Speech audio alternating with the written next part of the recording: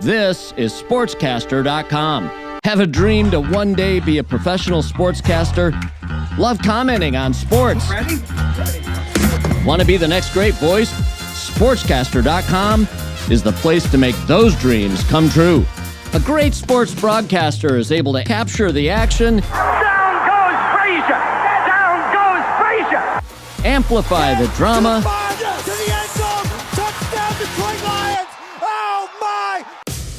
Create memories forever etched in our minds. A year that has been so improbable, the impossible has happened. Sends shivers up our spine, make us leap out of our seat, scream at the TV, and even ask ourselves, did that really just happen? You believe in miracles? Yes! Now it's your turn to let your voice be heard. Once again, versatility, the word of the night for Anthony Battani.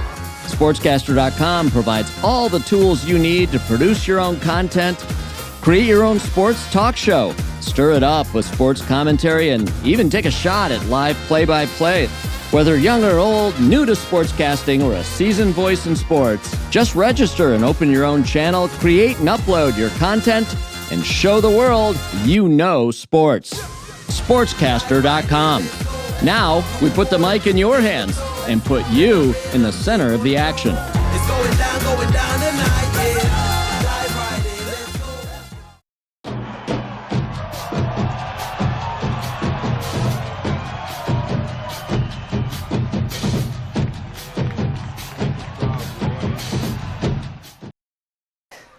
All right, welcome to SportsCaster.com, our broadcast of Friday night featured high school football games tonight between Brother Rice and Catholic Central. No doubt a classic game. We're here on the campus of Lawrence Tech University. It's a absolutely gorgeous night. Guys, have we been lucky with our weather for these things? You had to say it out loud. I mean, had to literally, say it out I was loud. going to jinx us. it's like someone dialed it in. Beautiful, not a cloud in the sky, beautiful blue sky, sun going down, still light, but really just a gorgeous fall day. You know, some people, when it comes to fall, they think pumpkin spice latte, maybe sweater weather. Sweater weather? Cider mill. Cider Go to a mills, cider right, mill exactly. on Saturday. What do we think about? We think of nothing else on Fridays in fall other than high school football and doing our featured broadcast. We're happy to be doing it, of course, in partnership with WJR Radio. Tonight broadcast, however, only on SportsCaster.com, but there will be a rebroadcast on WJR Radio, AM 760 tomorrow at 7 p.m. or so, following the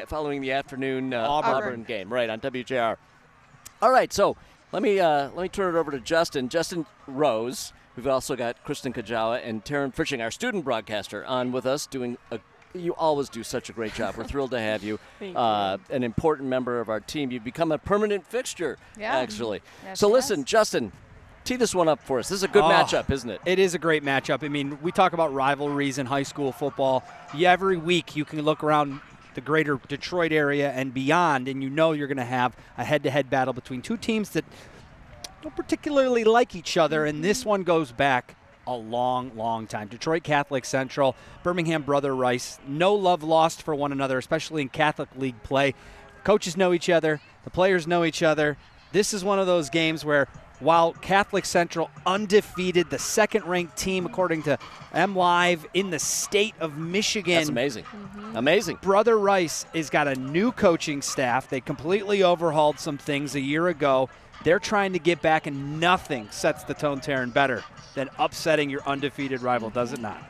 I would obviously have to agree, but I think it'll be interesting to see what Aaron Marshall does, just because Brother Rice has had a little bit of a rocky start. They started off 0-3, and the games are not looking too pretty. And Catholic Central's head coach, Justin Sasante, this is only his second year as well, so they're both extremely young coaches coaching at both of these two teams. Aaron Marshall just came off with a Southfield A&T Division I state championship win, and Justin Sasante, he has been coaching for 2 decades as an assistant coach, so he knows this extremely well. For Aaron, this is all new to him. Like the Catholic League, this is new to him. So I got a question for you, Justin. What does a coach, what does Aaron say to his team? 0-3? Oh, they got an 0-3 start, right? They were off to an 0-3 start. Right. going against the second-rated team, according to MLive.com's ratings in the state. What do you tell your team before the game? Here you want it to be a great game, it's great rivalry, lots of tradition, history. What do you tell your team to get up for this game? I go back to what we would talk about. I grew up in St. Clair. Marine City was our big rival, and they were the football powerhouse. We were the basketball school. They were the football school. But it didn't matter. It didn't matter how good it's they were. It's just about this game. It's about this game. Yeah. And so what they're saying right now is they say, look, we understand that we have to win a lot of football games the rest of the way. We are in week 5. There's not a lot of chances to get to 6 wins to get into the playoffs at this point in the season, especially if you already have 3 L's in the L count. Right. So you got to turn your season around right now. There's lots to play for. If this was later in the season and the season was already over, it wouldn't matter even then, because this is one of those games I'll never forget. And if you're out there watching and you were on the losing side of a rivalry game, whatever sport you played in, you wish you would have got that dub. Sure. And that's what you say to those kids right now. You say, we're going to go out there. We're going to try to execute the game plan the best that we can. We've tried to prepare you, put you in the best situation to win this type of football game. Go out there and execute. I mean, that's what Catholic Central's saying, the same thing. These guys shouldn't be on the same field of you. Right. But if you take them lightly, it could be you trouble. might be surprised. And that's an interesting point. In high school football, I think more than, say, college or professional even, these young kids, these games can turn on a dime. Oh, absolutely. A little mistake here, a breakout run here, whatever it may be, and all of a sudden you're like, whoa. And the momentum shift, emotion is a big part of high school football, no doubt about it. So 100%. getting the psychology right. So 100%. And this is Brother Rice's home field. Lawrence Tech has done a great job of allowing Brother Rice to finally have kind of a home base. They were kind of floating around for a while Catholic Central has a nice field on their property out in their school. But this is a great venue. We got students are already packed here from Catholic Central. The Brother Rice kids are starting to file in. And Taryn, who should we be watching for in this game on the field? So, it's been difficult for Brother Rice because their starting quarterback, Brady Thomas, is out. However, I am looking for freshman wide receiver Jeremiah Cross. He is just getting started. He does have an offer from Central Michigan and many more visits elsewhere, but I am really excited to see just him kind of flourish under especially the new coach and just kind of getting used to how Brother Rice runs their offense and whatnot. And again, you're a freshman. You have so much time to learn and develop, and that's why I'm really excited to see him tonight. But on the Catholic Central side, there is quite a few players I'm excited about because they're all just they've all just been trained. So Jaden Pidden, he is committed to Army for both football and baseball. Oh wow! And then I also am really excited to see Danilo. I'm so gonna mess this up, but I believe it's Guvernich. So basically, he is going to Western Michigan, and he's 6'5", 300 pounds. And I was watching him; he was right over in our corner. You can't miss him, can you? And I was like, oh my gosh, that's insane. So I hope that he can provide that little bit of protection for Catholic Central tonight. Kristen, we're going to go to you in a second to tell us a little bit of about the schools, Yeah. A little bit of background information about each of the schools. Sure. Before we do that, though, I'll tell you who I'm going to be watching for. Who are you going to be watching for? Better said, listening to. And that is our student broadcasters. The thing about SportsCaster.com and the uniqueness about these Friday night broadcasts is that we have a professional sportscaster calling the games from a play-by-play standpoint, complemented by student broadcasters in the play-by-play booth who are from each school, who are bringing commentary that's highly relevant, personalized, and fresh and young. Telling it right from the ground, whatever it may be, about the players, about the play, about what they know about the teams and so on, giving us backstory. Really fun. And these student broadcasters, by the way, are amazing. They're really so good. Excited. Really incredible. I don't mean just the ones tonight. We've been so fortunate to have incredible student broadcasters. Tonight we've got Teddy Powrie from Brother Rice in the booth with Michael Spath, who's calling the play-by-play, matched by Brendan Mato from Catholic Central. And Brandon for Catholic Central, because they have a media division in their school. Shamrock Media. Yeah. He's been calling play-by-play before. So when you're listening to the game tonight, Michael's going to give him a couple of opportunities inside the red zone to maybe call a couple of touchdown plays for either of the teams. That's what this is all about. SportsCaster.com, 20-year veteran in the sports business. I didn't get into this until college and after college. I had very few opportunities as a high school and even in college to get actual real reps. SportsCaster.com putting the mic in these kids' hands. And that cannot be understated because I talk to these kids, and if you follow us on our social channels, and I encourage you to do so, SportsCaster Media on Instagram, TikTok, Facebook, and X. But I talked to them before, and some of them are a little sheepish and a little shy, and they're a little nervous. Right. And then we talked to them after the game, and they're like, I want to do it again. This was the greatest thing I've ever done. They're pumped. And so that's what's so cool about what Jeff and Michael have created here with SportsCaster.com, and the entire team put a lot of effort in to making this for the kids and give them opportunities. Justin, one of them asked if he could take your seat tonight. Anytime you guys want to come down. We're not giving you up, that's for sure. Kristen, tell us, you got some tidbits, some nuggets of information about each of these schools. I do. So, Jeff, your favorite topic is who knew? That's right. So I have a couple. We want to know. I have a couple just for you. So Brother Rice, we'll start with Brother Rice. It is actually a pretty young school, which many people might not know. It actually started in the 50s. So relatively speaking, it's pretty young, especially within the Catholic League, division of ours. And many people know the famous coach from that school, El Fracassa. Right? Yep. Okay. Well, El Fracassa, there's a special little thing that he would do, and maybe you might know this. He would have 6 a.m. in the spring and winter, 6 a.m., these agility trainings, and it would go for 4 weeks, and it's 3 days a week. And if you completed all 12, he would hand wrap little chocolate bunnies and give them to each student. Now, this went on for over 44 years, and this was a thing. And many students who have completed all 12 days, season after season, they froze them and they have kept them. Oh, no. And it's a thing. If you've received a chocolate bunny from El Fracassa, this is like a special thing. That's and people still have them in their freezers, apparently. Who knew? Who knew, right? That's incredible. That's a great title of the segment. Right. Indeed it is. So, and then we have Catholic Central. And I didn't actually know this. Catholic Central has moved 5 times. They started in 1928. I actually have all the locations because I thought it was so interesting. They started in Detroit on Harper Avenue back in 1928. Then they started to grow. They moved to Belmont Avenue. Then they grew some more. They moved to Outer Drive in Detroit. They continued to grow. In 1978, they moved to Redford. And then finally in 2005, they made this beautiful, huge campus in Novi where they presently are. And that is where they house everything there, which is kind of unusual for a school to continue to move and grow. Right, that is unusual. Yeah. So to your question, you and I were chatting earlier, Jeff, about why are they the Shamrocks and why are they because they wear blue uniforms. Right, blue uniforms, so crazy. Called the Shamrocks. Yes. Well, I'm going to tell you why. Why? I'm going to tell you. Oh. So in 2005, when they built the school, they developed a crest. They put the crest in the middle of the foyer, and you cannot walk on this crest. It is so important to them that you have to walk around. And the crest is blue. And the crest is blue. And I'll tell you why. Because the founding fathers were Irish, and so henceforth the shamrock. Sure. The shamrock shape. The shamrock shape. Yeah. However, they their patroness is Mother Mary, and so they honor her by the blue and white colors.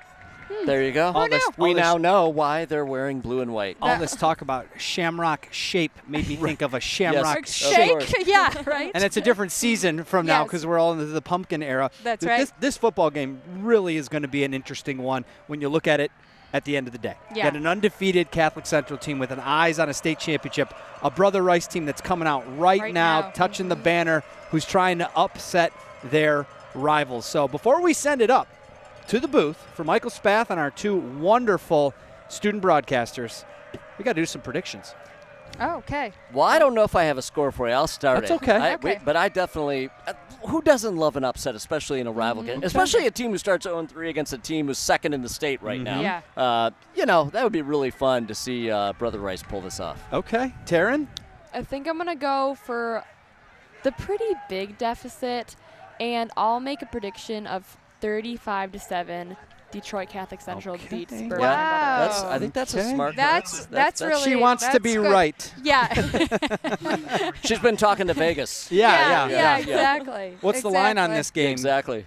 Kajawa, you got the line on this game? No, I got nothing. I got nothing. You know what? But smart minds would probably say 35-7. It's probably a reasonable. That's actually pretty. Yes. That's actually a pretty good guess. I'm going with Catholic Central also. I don't have a score. I'm just going with Catholic Central. Go with I got to go with Catholic Central as well because there's a guy we haven't even talked about during this pregame show, and that's Samson Gash. Yep. You're going to be seeing this Yes. guy a lot coming out of the Detroit Catholic Central backfield, running the football. I mean, just a week ago, 3 touchdowns against Warren De La Salle, which is another top 10 team Yes. in the state, as the Shamrocks rolled in that game, and they Really? look every bit the piece of a state championship caliber football team.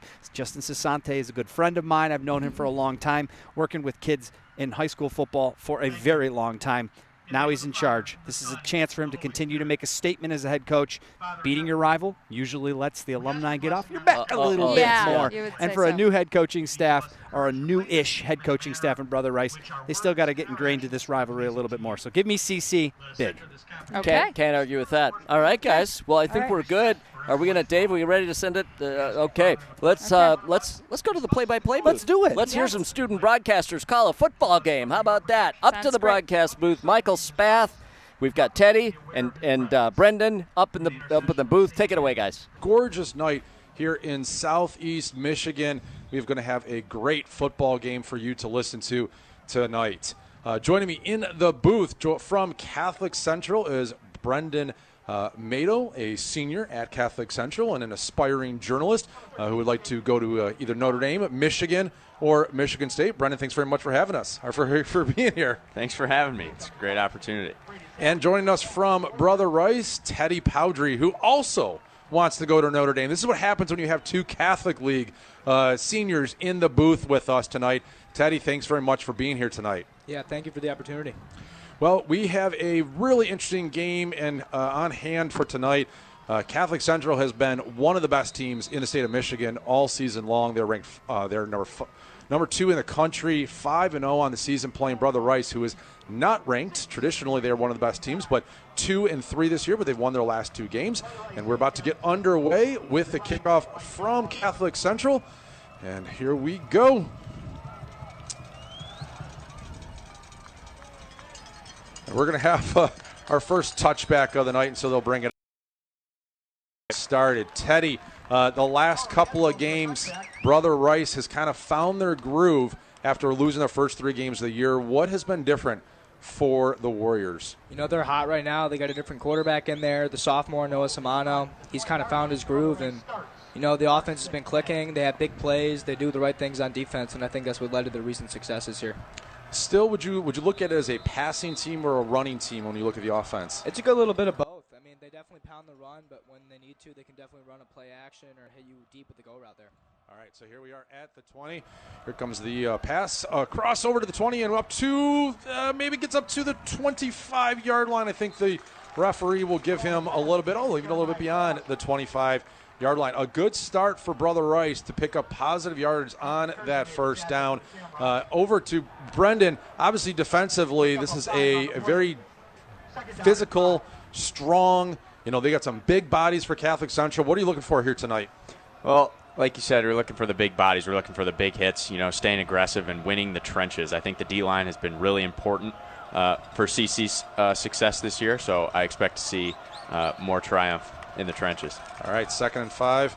Here's a snap, handoff, and taken down. Nice play by Catholic Central. Looked like Brother Rice had a gap there to pick up some positive yards, but only picks up about 1 to bring up 3rd down and 4 for the Warriors. And this is obviously a big opportunity here, Teddy, to extend the drive. Yeah, hopefully. I mean, that was a nice play by the defensive tackle there. That's not going to happen all game. If they got the holes, they're going to be hitting through them. I love it, man. Early trash talk here. I told both the seniors here to have some fun with it. And so we'll see. 3rd and 4 for the Warriors. Throwing, and does he get it? Did he get the mark here? Looks like the referee is going to give the first down to the Warriors. Nice play here to catch the ball on a ball that was thrown a little bit behind the wide receiver. So really nice play by the Warriors to keep the drive alive. Yeah, that was a good catch there by Jeremiah Cross. He's been hot as of recently, had a big game last week, and he's going to be a huge part to their offense today. And I love he's got the orange shoes to match the orange helmet here for Brother Rice. All right, first down at the 30, going from right to left. And it looks like a fake handoff, and Samoan is going to take off. Picks up about 3 yards. Not bad for a first down. Make it to 2nd and 7 and give themselves some positive momentum here for Brother Rice. Yeah, that was a good run there on the keeper. Yeah, a lot of guys got kind of rushed there and kind of turned that play from nothing into something there. So can't complain about that. Yeah, I mean, obviously when Samoan, let me say that before. Samano, thank you. Samano was pulling out on the right. It looked like he had a little bit more running room. Cut it back across the middle to pick up some positive yardage there. All right, we've got 2nd and 7 for Brother Rice. And the shotgun here. Vince Farage in the backfield. 4 wide receivers, 2 in the slot. He is throwing the ball. Oh, looks like he's going to have some opportunity to run the football. Oh, nice move at the 35, up to the 45, 50, up to the 49-yard line, and we're going to get a late hit on Catholic Central. That's going to add 15 more yards. We're going to be well into Catholic Central territory on this opening drive for Brother Rice. Not exactly, Brendan, the way that Catholic Central certainly looking to draw this up to start the game. No, without a doubt. Austin Kersey standing there, just couldn't get the open field tackle done. That was a good juke there by Brother Rice. But, Shamrocks will get back on the defensive side of the ball, trying to win some momentum back. And, yeah, that was a good run there by Noah Samano, and great protection there from the offensive line. If Brother Rice wants to win this game, they're definitely going to need a great performance here from the O-line. Well, you know what was on that play, too? I mean, it was the juke, right? I mean, he had about 5 yards. He was going to be setting up a short 3rd down, and he was able to make a great move on the Catholic Central defender in order to pick up about another 10 yards, and then added the penalty for 15 yards. So we're down to the Catholic Central 36-yard line. First down for Brother Rice, trying to start this series with a touchdown. And we're going deep. This is going to look over the head of the Warrior wide receiver. It was overthrown there, but, on first down, you got to take chances. And after that big run, I think that's a good play from Noah Samano. Looked like good coverage, Brendan. You had 2 people in the vicinity. Yeah, Gideon Gash manned up on the wide out there, did a great job staying with him. And if the ball was there, I think he would have done a good job keeping the ball out of the receiver's hands. Well, this is obviously a key play here for Brother Rice. I mean, when you have that play, I mean, I like it. I like that you're going for the home run right away. But now you got to pick up some positive yardage, put yourself back in a position where the chains are in your favor here. Good run, gets up a couple of yards, fighting his way forward here. Looks like he picked up about 4 yards. But the defense penetrated very quickly, and that disrupted the entire play. Yeah, Danilo Gubernic in there at nose guard. He's in there right away, getting onto the running backs. He's been a great help to the Shamrock defensive line all year. He's one of our staple players on the defensive side of the ball. Not a bad run there on 2nd down. Here on 3rd down here, they definitely need a big play to keep this drive going. Yeah, I'm going to give it officially 3rd and 5. I think they gave him 5 yards on that play. Down to the Catholic Central 31-yard line. An opportunity here. You got to get positive yards. I don't know how good Brother Rice's kicker is, but you want to come in with points after such a successful opening drive. Definitely, for sure. Oh, he looks like he got the guys to jump. We got a flag coming out. Now I'm curious. Looks like it is going to be called offsides. I didn't see anybody in the offensive line move there. I like this call. They're calling offsides on the Shamrocks. Yeah, nice play there from the Brother Rice center. Good play call to Shamrock jump, and that's going to be a first down. Something I don't usually see from the Shamrocks up in the booth all year. We've been a pretty disciplined team on defense, especially with this defensive line. But penalties are definitely going to kill you here in a rivalry game. We got to clean that up going into the rest of this one. Yeah, and it looks like we're having a little bit of the officials trying to figure out whether that was a first down or not. Official on the far side is now moving the chains. They didn't bring up the measurement. I thought maybe there'd be an opportunity for there, but they're picking up the first down. So it'll be first down at the 26-yard line for Brother Rice. They keep this drive alive. Started back at their own 20, so it's a very positive drive starting on here. Going into the corner of the end zone. Cross. He's got him. Touchdown Warriors. Oh, they're calling it incomplete. Ball came out at the end. Looks like, great. It looked like a terrific opportunity. Good, terrific catch there, Teddy. But at the very end, the ball came loose, and so it'll be 2nd down. But a really outstanding throw from the young quarterback, and just couldn't wrap it up there at the end. Yeah, that was a good play by the CC cornerback, knocking that ball free. Yeah, I'd love to see replay. That's my one thing I wish is we had video replay. I'd love to see what happened there at the end of the play. If I'm not mistaken, that was Luka Genrich, probably one of the most valuable corners on this Shamrock defense in coverage. They're able to knock that one away, save a touchdown. Well, and we've seen now first down twice they've gone deep. Oh, here comes pressure, and they're going to get him for a sack, about a 10-yard loss, putting Brother Rice now in a dire situation on third down. Josh Peters sends heat there from the left. That guy punts the football as well, man. Gets in there for the sack. Gets on the defensive stat sheet as well. Punts it as well. I don't know how many times I've seen a defensive player, where was he coming from, the linebacker position, and picks up a sack, a key sack. Because obviously, I mean, now you're completely out of field goal range. I don't know how good Brother Rice's kicker is. We'll see here potentially later. But if I'm Brother Rice, I'm saying take another shot. Why not, for right? Sure. I mean, Jeremiah Cross is hot. They're obviously targeting him a lot, and the offense definitely runs through him. Over the middle field. Oh, almost intercepted by Catholic Central. He had it for what looked like an easy pick. Now we have a flag come in. I'm not quite sure what the flag is for. It came pretty late. The only thing I think was maybe a late hit. Number 5 for Brother Rice was coming across the middle, and I saw him on the ground, but I didn't see any pass interference. So this potential of this is a late hit. Otherwise, maybe offensive pass interference. What are we looking here for, guys? Personal foul on the defense. So it was a late hit on Catholic Central, and that is just, I got to say, Brendan, that is a terrible penalty to pick up in this situation. You're about to get off the field.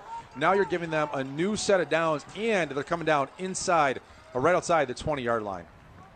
Yeah, definitely, once again, you cannot be undisciplined in a rivalry game like this. Shamrocks are definitely going to need to make some adjustments and keep the penalty flags off the field going against them. All right, we'll see what Noah Samano has in store at the quarterback position for Brother Rice. It's been a long drive. It's taken up almost 5 minutes off the clock as an opening series here for Brother Rice. They got a new set of downs. Oh, you know what? I forgot. Sometimes this confuses me. It is not first down, third down. They picked up the penalty but didn't get the full yardage here to make it an automatic first down. So third down and about 6 at the 21-yard line for Brother Rice. Comes up for a handoff. Nice cut across the grain, but this is not going to get the first down. They get down to about the 20-yard line, maybe a gain of 1 yard. And Teddy, we're going to see the kicker. We're going to go for it on fourth down. We'll see. I mean, the Brother Rice has had a lot of mix-ups here at kicker. We've seen a lot of different guys get in there and get the chance to kick the ball. All right, it looks like the offense is going to stay on the field. Coach is putting in the play to his quarterback. It is a fourth down, and we'll give him fourth down and 4 here at the 20-yard line to keep this drive alive. Obviously, if you're Brother Rice, Teddy, you don't want to come away with no points when you've had such a successful opening series. Yeah, right. A great drive so far. Definitely very time-taking, and that's how you win football games. You just killing the clock and scoring points. So hopefully they can definitely capitalize here on fourth down and keep the drive alive. And it looks like, it's going to be a sack, another one for Catholic Central, and that's going to end the drive here. And certainly, Brendan, you got to be a little bit pretty pleased with getting the sack there. Yeah, no doubt. Coach Asante and Coach Joe Mack on the defensive coordinator sends heat there on fourth down, gets home. Lee Krieger able to make the sack and get the turnover on downs for the Shamrocks. All right, we are going to see, moving from left to right now, Catholic Central's first opportunity. They're going to start at the 31. And, Brendan, who are a couple of the players we got to look for tonight? Well, of course, you got to start with Skylar Hunter. He's going to be receiving the snap most of the time tonight. And 2 players I want to talk about offensively, that's Jaden Pyden and Samson Gash. Jaden Pyden going to be in at the running back position. He's also going to take some wildcat snaps. And Samson Gash, star wide receiver for the Shamrocks. He's had an incredible season. Definitely look out for him tonight. Yeah, Samson Gash had 3 touchdowns last week in a big win over Warren De La Salle. He is just an electric player with the ball in his hands. I expect that we'll be mentioning him quite a bit here tonight. Skylar getting a pass out to the left. Looks like maybe a good gain, about 5 yards on the first play. So it'll bring up a 2nd and 5. Good opportunity just to move the football, pick up some positive yardages on the first play. That's senior wide receiver Nico McBride able to pick up 5 there. He kind of flies under the radar, behind the big lights of Samson Gash, but he is truly a weapon for the Shamrocks on offense. Catholic Central's got a 2nd and 5 here at the 36-yard line. Again, moving left to right. Skylar Hunter is deep in the pocket. Looks like not a handoff. It looks like he's going to get his ball out to this flat. And a great play by the defense to keep that to just about a 1-yard gain. Great tackle there by the Warriors here on 2nd down, forcing up a big 3rd down there. Definitely read that screenplay well, and that's a huge tackle and a huge play. And that one didn't go to Gash. A little surprising. If you're going to run that screen to the wide receiver, I was expecting to go to Gash, and it did not. Yeah, that's Matthew Williams. That's their other choice for the screen passes most of the time. He picks up carries, but of course, as you said, he's not as explosive as Gash. He's not seen as much as Gash in that screen play. All right, so we've got multiple tight ends in the play here as we face a 3rd and 4. Is this going to be our first run? It looks like it. And he's going to get down. I think he's going to be about a yard shy. Oh, great mark. I got to say, Teddy, I didn't think he had it. That is a terrific mark for Catholic Central.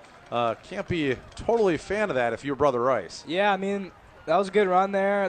They definitely got there and wrapped him up, and he just kind of pushed through and got the first down there. Got to give him props. Got to move those feet. And he obviously got the mark from the officials on both sides of this. And so a terrific opportunity for Catholic Central to keep this drive alive now, about 2 minutes long.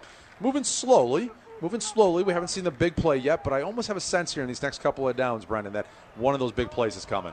Yeah, that's Coach DeSante's kind of MO. Pound the football, keep it slow, and then attack with a big play here and there. We'll see what the Shamrocks do going into the rest of this drive. Pitch out to the right, and a good opportunity. He picks up some good yards here, getting up to the 45-yard line of Catholic Central. It's about a 14-yard gain for the Shamrocks. That's what I love about Jaden Pye, and you kind of see him and you think he's a bruiser at back, the power back, but he's also very elusive, able to make the jukes and the spins that you need to get the extra yards on the play. Yeah, I got to say, that's my first opportunity to see Pye, and I thought the same thing. I thought he was going to just put his shoulder down and try to run through it. He made a nice move to cut back across the grain, pick up about another 8 yards on the run here. All right, first down. Schuyler's dropping back, looking for someone open. Doesn't look like he has anybody. He's going to take off. Throws on the run. Was he in bounds? No, out of bounds. 1 foot out of bounds for the Shamrock tight end. Really nice throw by Skylar Hunter on the run, but was not able to pick it up and keep it in the field of play. Yeah, that was some good coverage there from the Brother Rice defense. Quarterback had a lot of time to just kind of get out of the pocket and look for a guy, but they had good coverage there and forced the incompletion. Yeah, absolutely, Teddy. I mean, a great point. I mean, he probably sat in the pocket for 3, 4, 5 seconds before he took off running. And then when that happens, anything is possible. I mean, it's a broken play, and it worked out for Brother Rice in that situation that the guy stepped out of bounds. All right, bringing up a second down at the 44-yard line of Brother Rice as Catholic Central looks to keep this drive alive. Throwing to the flat. Gets it out there, picks up 5-8, and it looks like he's going to pick up the first down.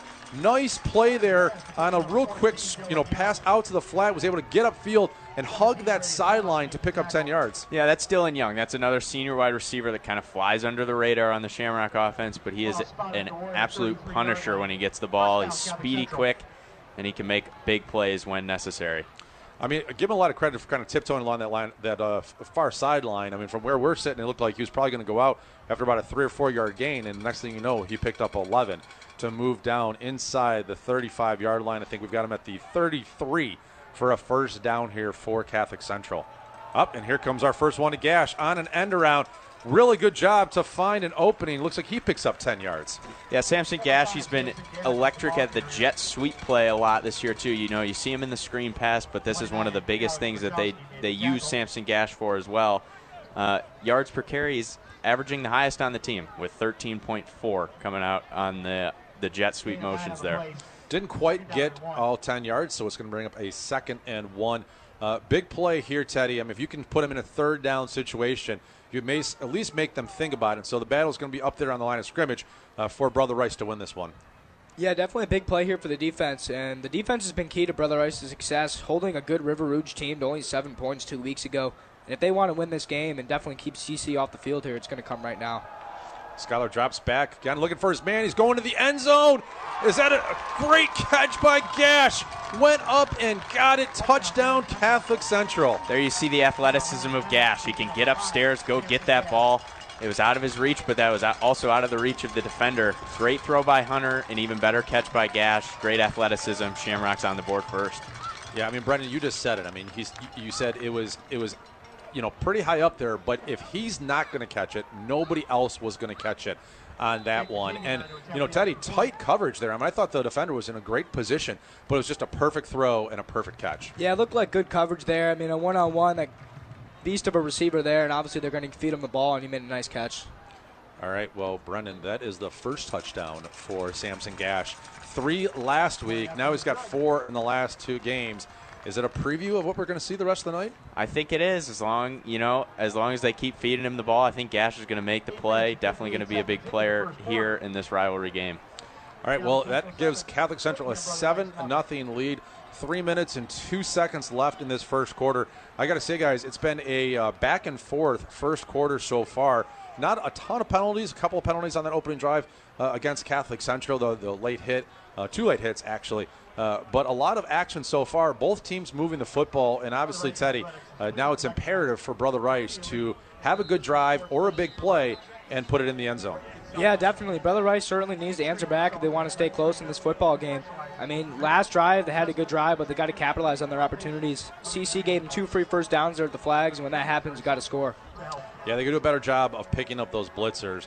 And I don't know whether it was the left tackle, because both times it came over the left tackle, and recognizing that, or the quarterback, realizing it, getting the ball out a little bit quicker. I mean, he can't hold it when there's a guy coming down right into his grill here. So, all right, we've got 7-0 Catholic Central getting ready for the second kickoff of the game. Beautiful night here in Southeast Michigan. We're on the campus of Lawrence Tech. You're obviously listening to the game live on SportsCaster.com. It'll air on WJR at 7 p.m. on Saturday if you would like to listen on WJR. 2 great schools and 2 great sports broadcasters, aspiring sports broadcasters, join us here in the booth. This one is going to have an opportunity for a return. We're at the 5-10. Make a little bit of a move, and here, good hit, good tackle to bring Brother Rice down at the 18-yard line. That is where this offense will get started again for the Warriors. Yeah, this is a big drive here for them. They definitely got to answer back and put some points on the board here. We'll see what Noah Samano has in store for Brother Rice on the second drive. He had a couple of really nice throws, and honestly, Teddy, we forget about it because Catholic Central came down and scored, but corner of the end zone, right. we thought it was a 7-0 game in favor of Brother Rice, and the ball just fell incomplete at the very end. Yeah, certainly. I mean, Jeremiah Cross is a big receiver, big weapon here for Noah Samano, and I'm sure he'll be feeding him here on this drive. Well, Brother Rice is opening up from their own 18-yard line. Handoff to the running back. He makes a nice move, cuts it across the grain. He's got a little bit of an opportunity.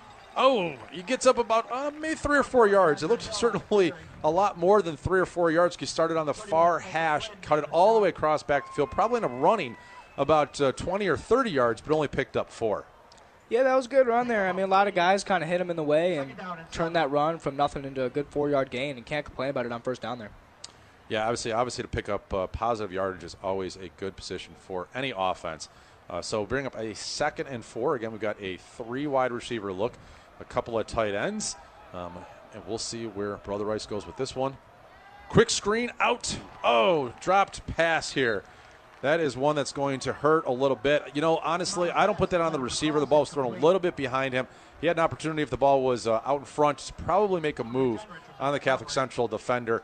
That was just a little bit off target and a tough catch that he wasn't able to come up with. Yeah, it happens. Drops happen, but you can't really can't complain about it too much. And here on third down, this is a huge play for the Warriors to keep this drive alive.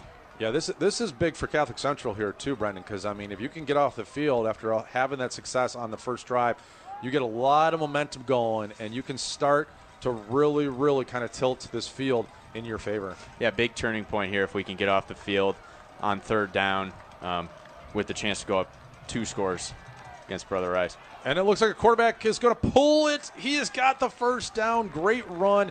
He recognized very quickly that he was not going to find an open receiver. Noah Samano pulled it down, picked up 8, moves up to the 31-yard line. Nice first down for Brother Rice as they keep this drive alive. Another good run there from Samano, and if they want to win this game, even with the pressure we've seen on that first drive, they're definitely setting blitzers, and there's a lot of pressure in his face.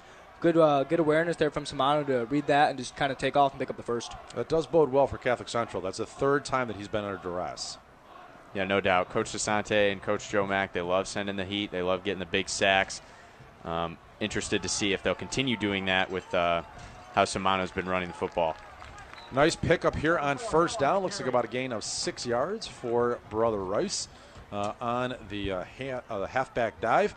And so sets up a nice 2nd and 5 for the Warriors as they move to the 36 yard line of their own side here. Yeah, good run there from DeAndre Hill, the freshman back from Southfield.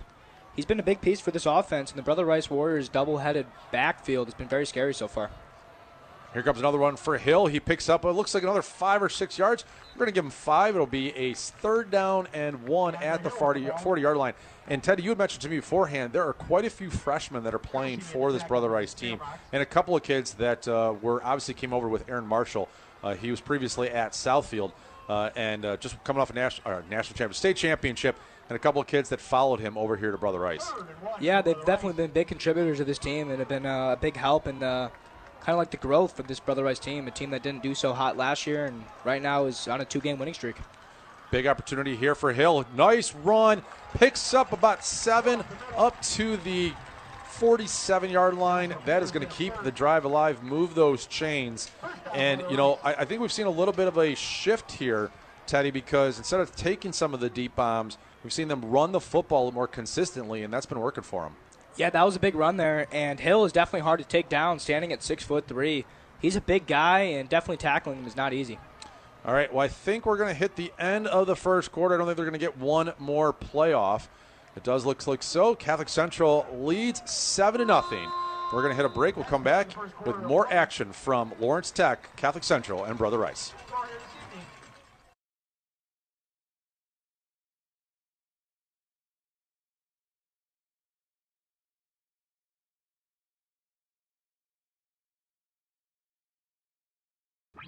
This is SportsCaster.com. Have a dream to one day be a professional sportscaster?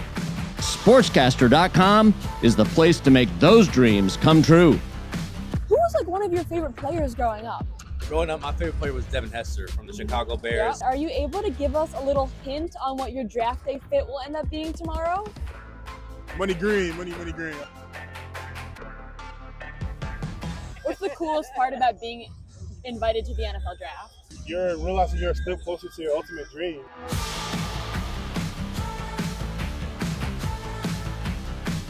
The media is there to be a microphone for us. Yeah.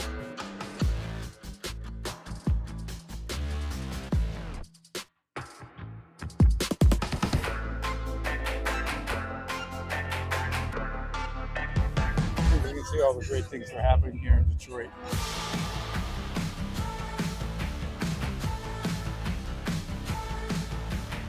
It's in the fourth quarter against Notre Dame. They're going to throw it to you in the back of the end zone. 4th and 1, one of the greatest catches in Michigan history. My man. Wow. This is SportsCaster.com. In Southeast Michigan, you need the drive to the game. Sponsored by your Southeast Michigan Ford dealers. Also sponsored by McLaren Healthcare. Once again, here's Michael Spath.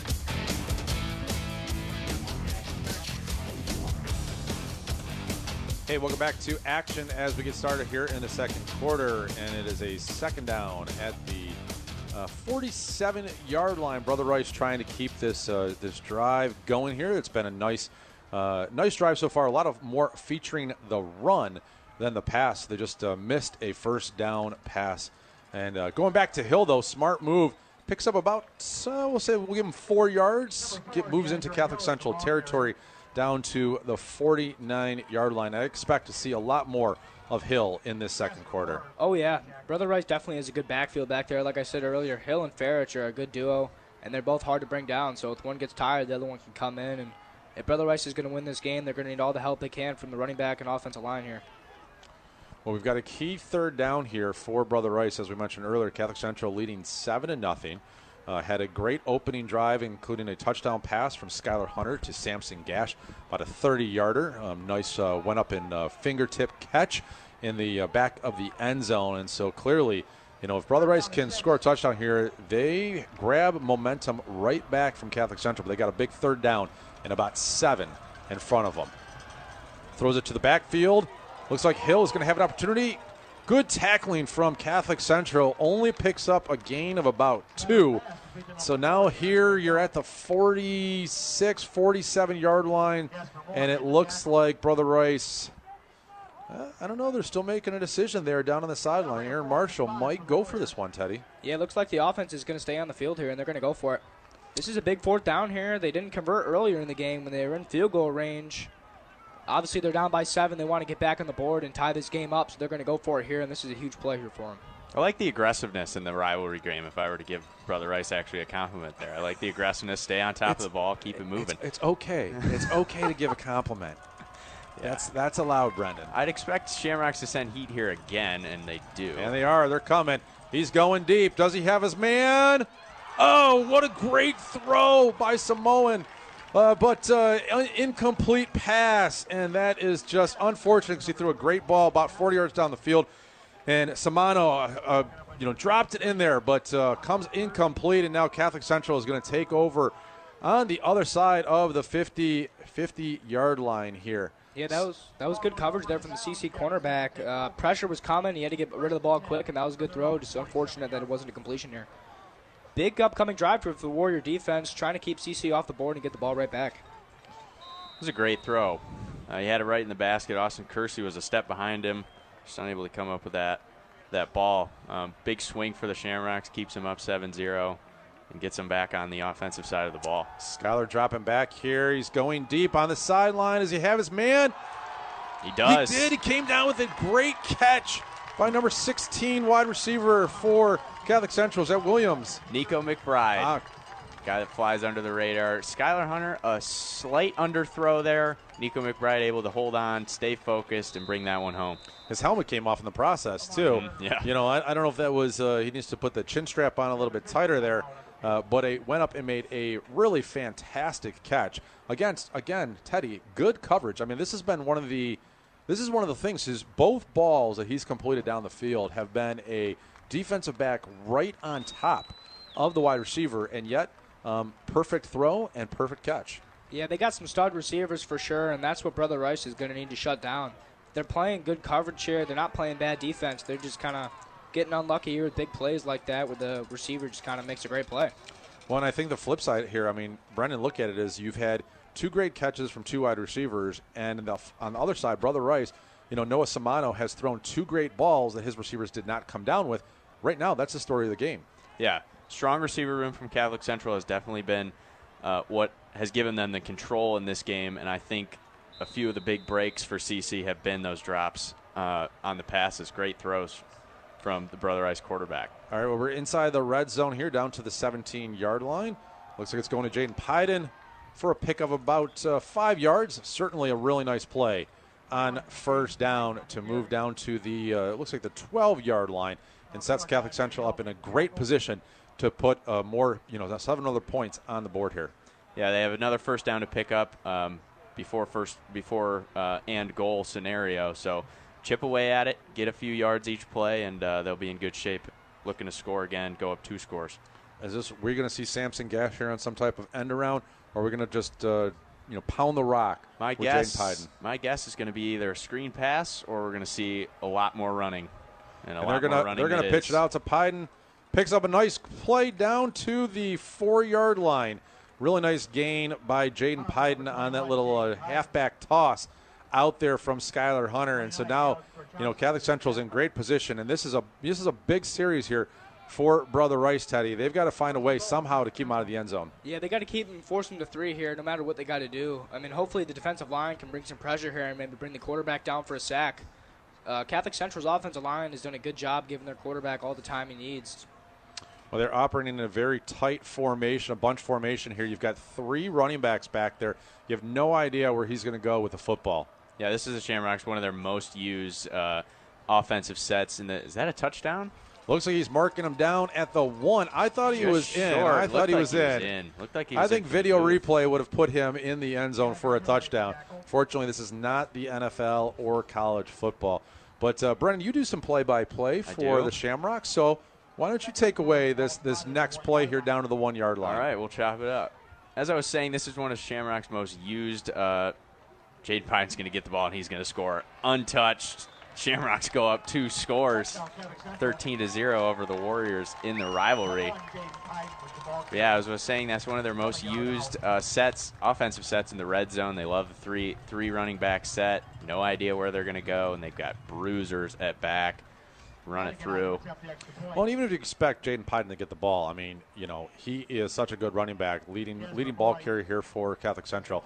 And so, you can target him. You can say, like, hey, we're going to line him up, but that doesn't mean you're going to stop him, as we saw on that drive. And so, Teddy, obviously, like as I said, wide receivers got to come down with some key catches here for Brother Rice. Defense has got to get a lot stouter in the rest of this game here as they fall behind 14-0 with 8:05 to go in the second quarter. Yeah, I mean, even though it may be 14-0, in my opinion, it's really just a couple big plays here. If the Warriors convert on those 2 big catches, it's probably a different game. And you could say the same thing for the Shamrocks. Obviously, they had those 2 big catches.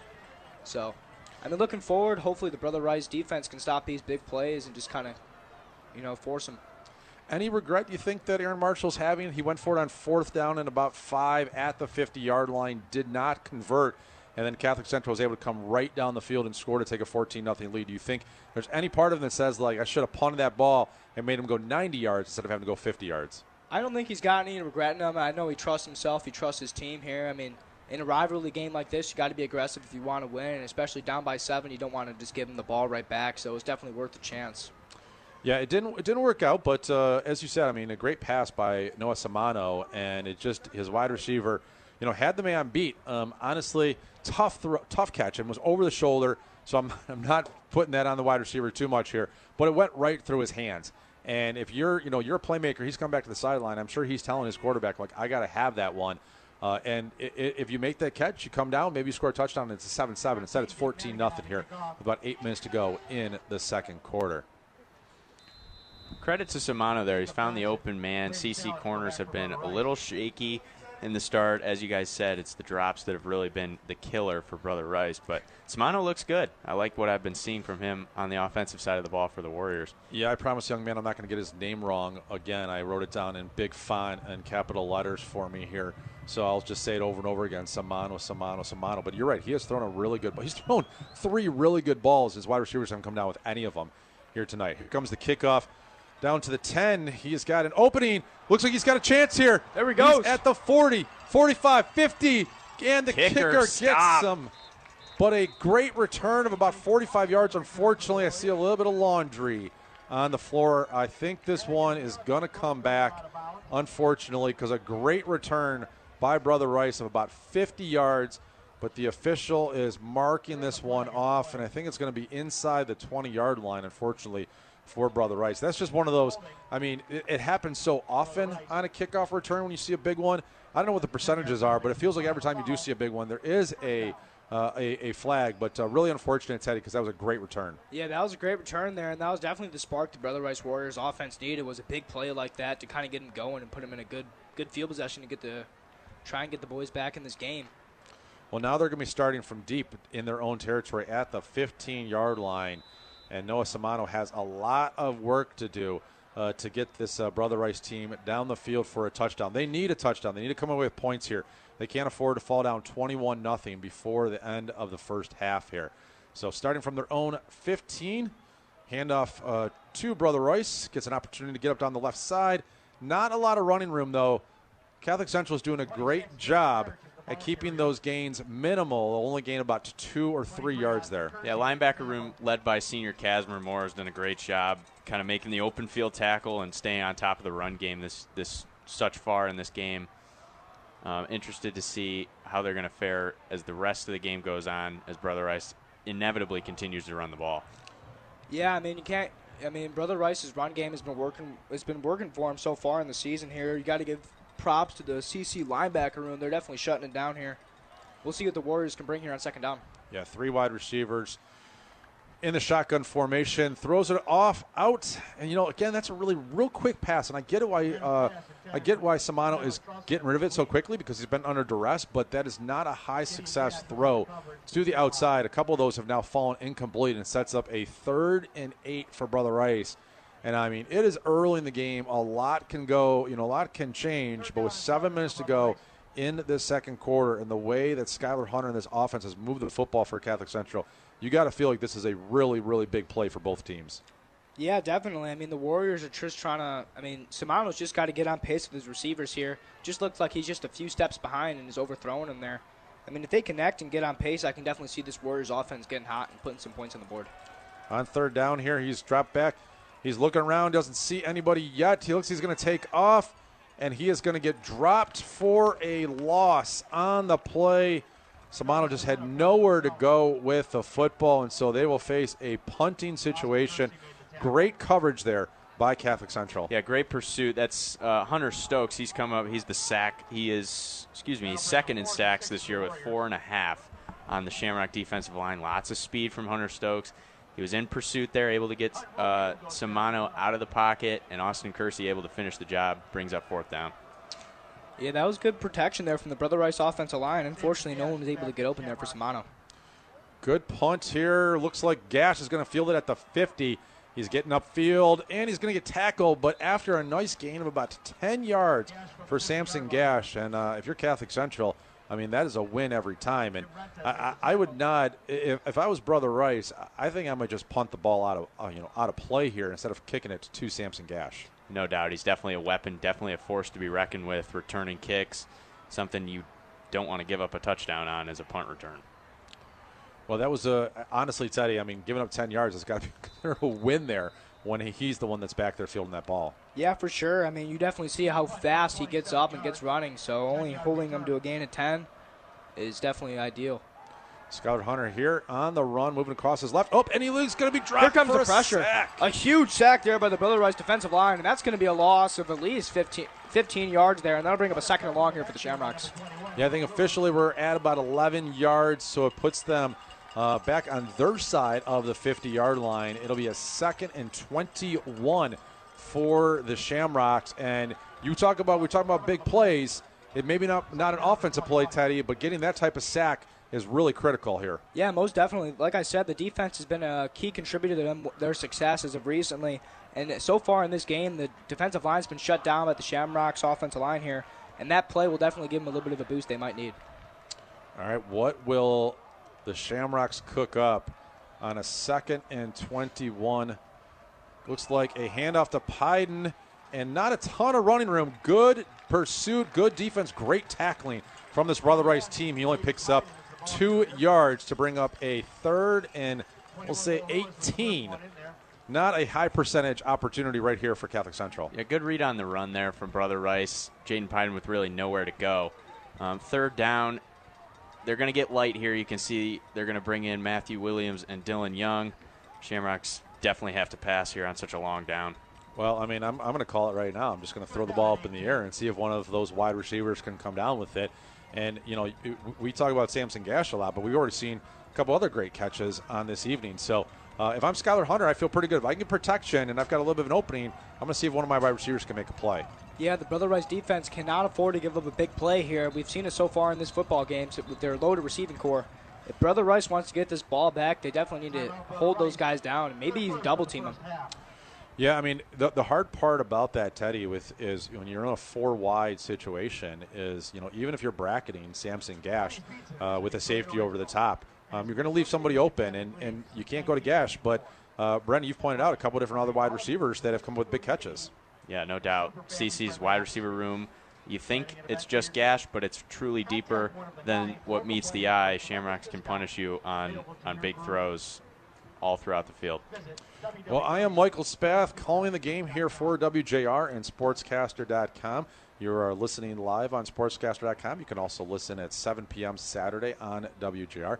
Joined in the booth from Catholic Central by Brendan Mato and from Brother Rice by Teddy Powrie, who are both doing a absolutely terrific job. And, I hope at some point we get another timeout. We can talk a little about to both men. They're both aspiring future Irish, hopefully. A couple of Catholic boys hoping to go to Notre Dame. Also great schools in the mix. Michigan, Miami, Ohio, Michigan State, Michigan Tech. So thank you guys here for being with us tonight. Yeah, thank you. It's a great opportunity. Skylar's taking off. He's going to run it. He's going to try to pick up the first down. He's going to get it. A lot more than the first down. He made a great move with about 5 yards to go. Great move on the Brother Rice defender, and was able to juke him and pick up the first down. That's one thing you don't think about. Big down, big 3rd down. You almost think they have to pass this, but Skylar Hunter has been bruising teams with his legs all year. He's quick. He's elusive. He can get big gains when he's got the hole. Well, we'll see, Teddy, if that's a backbreaker for Brother Rice. I mean, they had him in a great situation, get off the field, get the offense back on. They're down 14-0, and now Catholic Central has a chance to go up 21-0 as they move to the Brother Rice 24-yard line. Yeah, if you're Brother Rice, you got to be upset about that. Having two great defensive plays, putting them in 3rd and long there, just giving a big run like that is just definitely not ideal and definitely not what they were hoping for. Here's Jaden Pyden up the middle, and he made most of that situation. It looks like he picks up about 4, maybe 5 yards. Great patience on that play because it looked like he was going to be stuck at the back of his offensive lineman and was able to wiggle through for about 3 or 4 extra yards. That's the other thing I like about Pyden. He waits for his blockers. He's patient. He lets the blockers change levels and give him the space he needs to run. Well, it brings up a 2nd and we'll say 7 here for maybe 2nd and 6 for Catholic Central, who just between the Pyden combination, Skylar Hunter, Samson Gash, Matt Williams, they have had every answer here. And here comes an end around to Gash. He finds an opening, gets through, picks up a 1st down. I don't know how he fit through there, Brendan. There must have been a sliver that he was able to fit through. That's the other thing about Gash. Yeah, I mentioned the jet sweep. You're going to see that a lot going forward in the season, not only in this game. He's elusive. He's quick. He can find the hole even when it doesn't seem like there is one. Well, this is going to set up Catholic Central inside the 15-yard line. Now we will call it 1st and 10 at the 14. And again, Teddy, I come back. I mean, Brother Rice has got to find a way to limit this to 3 because if they fall behind 21-0, that is just not a good position to be in. Yeah, definitely. Especially in a game like this, a big rivalry, definitely cannot afford to fall back by 21. And I don't think they're playing that bad of football here. I think the big plays are just what's killing Brother Rice. Yeah, and speaking of a big play, throws it out to Gash, and it looked like he had maybe 2 yards. He made 2 different guys miss, battled through a arm tackle, got down to the 3-yard line, Brendan, setting them up at 1st and goal. And you're right, Teddy. I don't think Brother Rice has played that bad. I mean, this is not a lopsided game in terms of the play. It's just so far a 14-0 game here. But, Brendan, again, I'm going to let you take it away here from the 3-yard line. All right, let's do it. Shamrocks looks like they're going to get heavy again. They're going to go deep. They're going to send Hunter under center with 3 backs behind him. Krieger and Pyden being the main options. The snap on 1st and goal. It goes to Krieger. Another untouched touchdown for the Shamrocks. 3-touchdown lead now over the rival Brother Rice. It's definitely not what Brother Rice wanted to see here in the first half. Well, I think, Brendan, if Notre Dame is listening right now to the broadcast and they're thinking about admitting you to South Bend, right there. Great play-by-play, future play-by-play for Notre Dame football. You can replace Mike Tirico. Does he still do the calls? He does not still do the calls. Mike Tirico, yeah, sad. I love Mike Tirico on the call for the Irish. Yeah, it's, everything has changed in college football with all the different broadcasts. I mean, the Big Ten, I heard Gary Danielson the other day, and he used to be an SEC guy, and now the Big Ten is on NBC. On Friday night, Oregon and Michigan State, I believe we're playing on. Was that on NBC? I mean, again, it's just so much is changing in college football. I know you guys are both huge fans and both Irish fans, and Brendan had a crazy hot take before the game started. Teddy, I'm curious, what did you think of his prediction Notre Dame's going to go to? It wasn't even go to the playoff. It was win the national championship, wasn't it? It was win 1 playoff game. Okay. Yeah. As a Notre Dame fan, obviously I'd like to see that. But after an unfortunate loss to NIU, I'm not sure how realistic that is. Well, I mean, here's the nice thing. It's a 12-team playoff now, and so there's an opportunity. You can afford a loss. You can even afford a loss to Northern Illinois, which has looked pretty pitiful since beating the Irish. But that's college football nowadays. So I think the Irish, they just keep on winning. If they can beat USC later on in the season, they'll have a great chance to make the playoff and probably, who knows, maybe even host a playoff game. That's the thing I'm really excited about is seeing all these teams host playoff games. I can't wait to see some of these Big Ten schools, these Midwest schools, host a playoff game in December. No doubt. Most definitely. I mean, Notre Dame's schedule ahead isn't too hard. Their only ranked opponent they're going to play is USC. So I think if they can take care of them, they only lose to NIU, they should definitely be considered for the playoffs. Well, we've got a Catholic League game going on here tonight. Catholic Central, which is 5-0 and ranked number 2 in the state, is up 21-0, scoring on each of their first 3 drives as they kick off to Brother Rice with 2.5 minutes to go in this first half. Another opportunity for a return brings it up to the 15, and this one is just going to be sandwiched. No running room for Brother Rice. They are going to start the drive at about the 20-yard line. And Noah Samano and this Brother Rice offense really need a big play now. Would you abandon the run, Teddy, at this point, or you think because of the success that Hill has had, that's still a good move for them with 2.5 minutes to go? With 2 minutes to go, I mean, they definitely got to give Hill the ball, but they also got to consider taking shots down the field. I mean, it hasn't been too far off. They've had a few big plays that have just fallen short of being completions here. Jeremiah Cross is an incredible player at receiver, and he's been huge for the Warriors offense. If they want to score and keep this game close, they're going to have to look his way. Well, here comes a run. Nice pickup from 26 for the Brother Rice Warriors. Picked up about 12 yards, broke through a tackle at about the 8-yard mark, pick up an extra 4 yards. That's a great start on first down, Teddy. Yeah, most definitely. A great run there by Vince Farich. He's been a great running back here for the Warriors here, and a huge part to their offense. He's a physical runner, too. He's probably the most physical runner on either of these two teams so far. Nothing to take away from Pyden, but, that was a big, ran through 3 guys there for Catholic Central. This time he can't do it. Picks up about 2 yards on first down. So it'll be 2nd down and 8 at their own 36-yard line. 1:43 to go. They're not really hurrying. They're moving the ball. They're trying to get some plays here, but you also sense that they don't want to give time back to Catholic Central. Yeah, no doubt. With how explosive CC has been, how well they've been able to move the ball, you definitely don't want to give them an opportunity to go up 4 scores here before the half ends. Here comes a deep throw down the field. That's got to be interference. Yeah, that's the flags are coming out all over the place. And that was to Jeremiah Cross, and this time he was being held up by a couple of Catholic Central defenders. Yeah, if you're Brother Rice, you can't complain about that. Going to move the ball up 15 yards down the field here, and with 1:22 to go in the first half, this could put them in position and maybe put some points on the board. Yeah, they're going to be up at about the 50-yard line after they move down the field. And so, yeah, I mean, I would say when you throw the ball deep, one of 3 things is going to happen. You're going to get a great completion, you're going to get a pass interference, or it's going to fall incomplete. I guess there's a 4th. It could be an intercepted. But 2 of those go the way of the offense, and they generally, more often than not, go the way of the offense than go in the way of the defense, unless you have a safety over a top. And if you've got a one-on-one matchup and you are Brother Rice and you're trying anything right now to get the ball in the end zone, throwing it deep and seeing what happens is a pretty good place to start. Yeah, and they still have all 3 timeouts, it looks like here. So if they want to take some shots down the field or even run the ball, they should be able to be all right. Bit of heat here. Samano's he's under pressure, but he's picking it up like Skylar Hunter with his feet. Good run of 12 yards on the quarterback scramble, and that is going to move the chains and give them another opportunity here. It didn't look like at the end of the play there, Teddy, that Brother Rice cared for one of Catholic Central's guys on top, but we expect a little bit of heat in this rivalry. Yeah, most definitely. I mean, that's a great run there from Samano. Pocket collapses, he's able to use his legs and take off and get a nice first down there and keep the drive alive.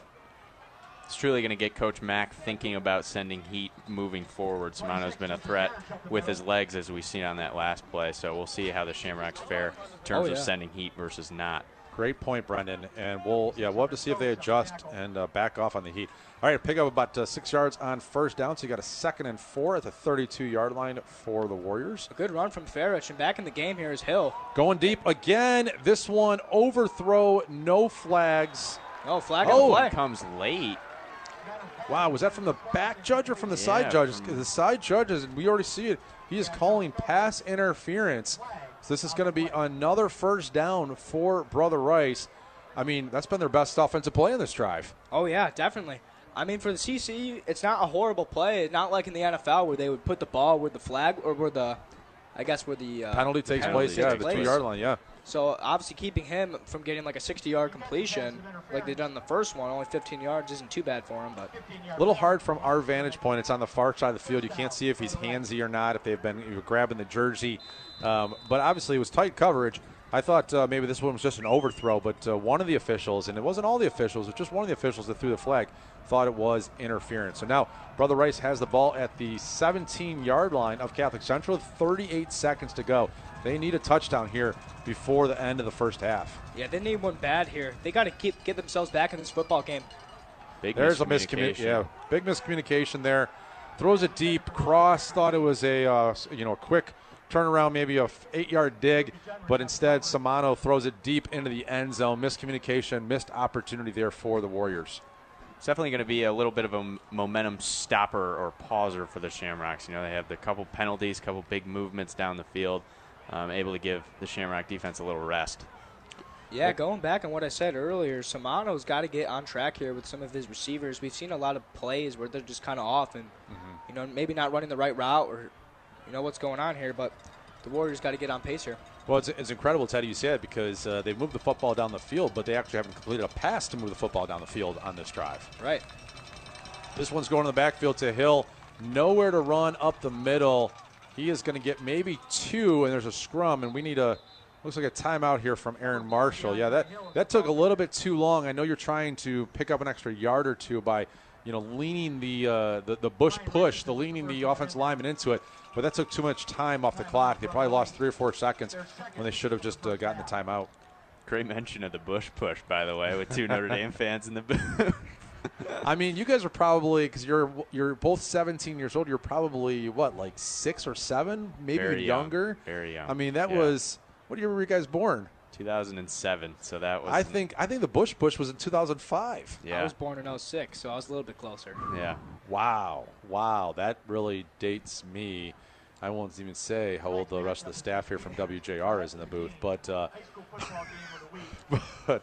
he's going to cut me off here in a second. But yeah, I mean, wow, that's a long time ago. Reggie Bush was a really terrific running back. The game was Heisman Trophy back just a couple months ago. The NCAA had taken it away, gave it back to him, but those were some of those glory days. We'll see if Notre Dame and USC has that type of battle again this year. Certainly Irish playing well. I know if someone's listening right now and going like, stop talking about Notre Dame. Tell me about Michigan State or Michigan, please. Those are the home state schools. But we've got a couple of Catholic boys, both aspiring to be Notre Dame fighting Irishmen at some point here. All right, back to the action here. 3rd down for Brother Rice, and Samano is going to be able to get away from it.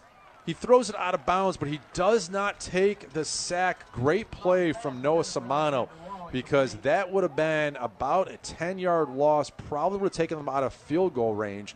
Now Aaron Marshall's got a decision. It looks like he's going to leave his quarterback out there again, Teddy. Yeah, I mean, they definitely need a touchdown. Down 21-0 here. I don't think a field goal will do them much good. But you got to give credit to Samano there. Being able to break that sack and get rid of the football and just kind of keep their offense just about 15 yards away from the end zone here. They need a big play, and they definitely need to get 6 points on the board here. They are due for something here. I mean, again, he has not been able to connect with these wide receivers consistently. 4 wides. He's got Hill in the backfield next to him. You got to imagine he's not going to Hill. Quick pass. And it is a touchdown, Brother Rice, to the corner of the end zone. What a great throw from Samano and a great catch. Yeah, great catch there from Tyler Trussell, another freshman from Southfield, and they've been huge contributors here to the Warriors offense, even as freshmen. Flags are going to fly on the celebration, though. Yeah, that's a bummer, but they're certainly very excited. It's not going to cost them too much with only 14 seconds left in the second half, or second quarter, I should say. I'm sure Aaron Marshall's not terribly thrilled about it, especially if they do accept it on the point after, which they could do here. We'll see what Catholic Central decides. They accept it on the point after. It looks like they're going to back him up. So this is going to be a much longer extra point kick than originally planned. So, that's unfortunate. I don't think it takes away terribly from the momentum of the big play, Teddy. But, yeah, you've got to be able to dial it down a little bit because you don't want to put your kicker in a position where he's kicking about a 30-yarder now for an extra point. Especially in high school. I mean, the starting kicker is actually out for this game. So this is their backup here. But he did pretty good last week, and we'll see if he can keep his hot streak going here. Well, he's officially going to be kicking from the 18-yard line. So you add the 10 yards of the end zone and the 7 yards of the kicker, and so we're looking at about a 35-yarder for Brother Rice just to make it an extra point. And kick is up. It is good. That's a very impressive kick there. And with 12 seconds in the half, Brother Rice gets themselves on the board and makes this game interesting. 21-7. Now Catholic Central will get the ball to start the second half. So if I was Catholic Central and I get the ball here, unless you have a great big return, I would probably take a knee with 13 seconds to go. They do have all 3 timeouts. I don't know how good is their kicker. Jake Matigan, senior kicker, he's very good. He's got a long leg. He can kick it very far. But, I think, as you mentioned, I think Shamrock getting the ball here at the second half, obviously Brother Rice takes the momentum there. That was great for them continuing into this game. But, you get the ball at the start of the second half. I think you let this one go and take it into the locker room. Well, again, and we'll see. Gash is back there If he has a big return, he gets out to the 40-yard line or something like that, it could change things. But here's the other thing. If you get a big return, it's going to take 6, 7, 8 seconds off the clock. Correct. Yeah, they're only going to have big return. They're only going to have about, like you said, 6 or 7 seconds to play with. 3 timeouts, but that's still just not going to do much with only less than 10 seconds. And probably only one play there. Mm-hmm. Yeah, we'll see what Brother Rice does too. If I'm them, I'm squibbing this or I'm kicking it high and I'm trying to avoid gash. He's on the right hasher. I would not be kicking his direction whatsoever, and they are not. You were right. A squib kick to the other side. But a good opportunity. Matthew Williams with a lot of room. 40, up to the 45, a lot of blockers. 50. Still on his feet. It looked like they're marking him out of bounds at about maybe the 40, 45-yard line of Brother Rice. So he is going to have an opportunity there at the 50 officially, 50-yard line to see the official on the far end. So that is going to give them 6 seconds to go, Brendan. Again, not a lot of time. You are getting the ball to start the second half. You know, you could maybe try a quick, like, 8 to 10-yard route. You've got all your timeouts, and then set up a 50, 60-yard field goal. But, you know, if I'm Catholic Central, I'm pretty content with the half I've just had. I'm probably taking a knee. Yeah, no doubt. I think the knee is the smart option here. You know, you could run the 10-yard route, try to kick the huge field goal, but really, which it actually looks like they're gonna give something a try here. But I think taking the knee is the smart play here.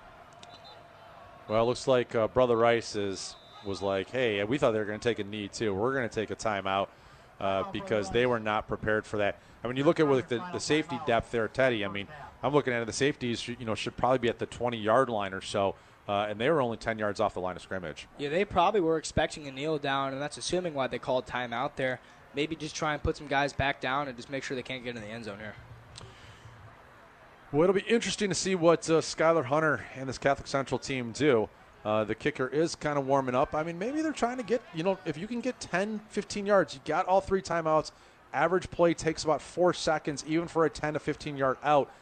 So you could have 2 seconds left. You get the timeout, and then you bring the kicker out. But you can't throw to the middle of the field. You do have those timeouts, but the middle field, guys tend to try to make plays, don't they? When you throw the middle field, even if you're gashed, you're like, hey, I'm going to take this to the house. You can't afford that. You just got to get out of bounds and go to the sideline here and give your kicker a chance. Shamrock's still looking for something big. I think we're going to get a false start here, though. Yeah, there's something. The far back official's the one calling it. I think you might have – could you have too many men on the field for Brother Rice? That is also possible. 6, 7, 8, 9, 10, 11. I think they have 12 men. Yeah, 12 That's going to be a guys legal substitution. Too many men on the field. Not going to give them a ton of – they're not going to get 15 yards out of here, but it's going to back them up 5 more yards and give them a few more seconds there, too. Or I guess back to normal. Yep, illegal substitution. Too many men on the field for Brother Rice. 5-yard penalty down to the 45-yard line. They're going to they should put the time back on the clock. They went down to 3.9. They should go back to 5.9 here, I would think.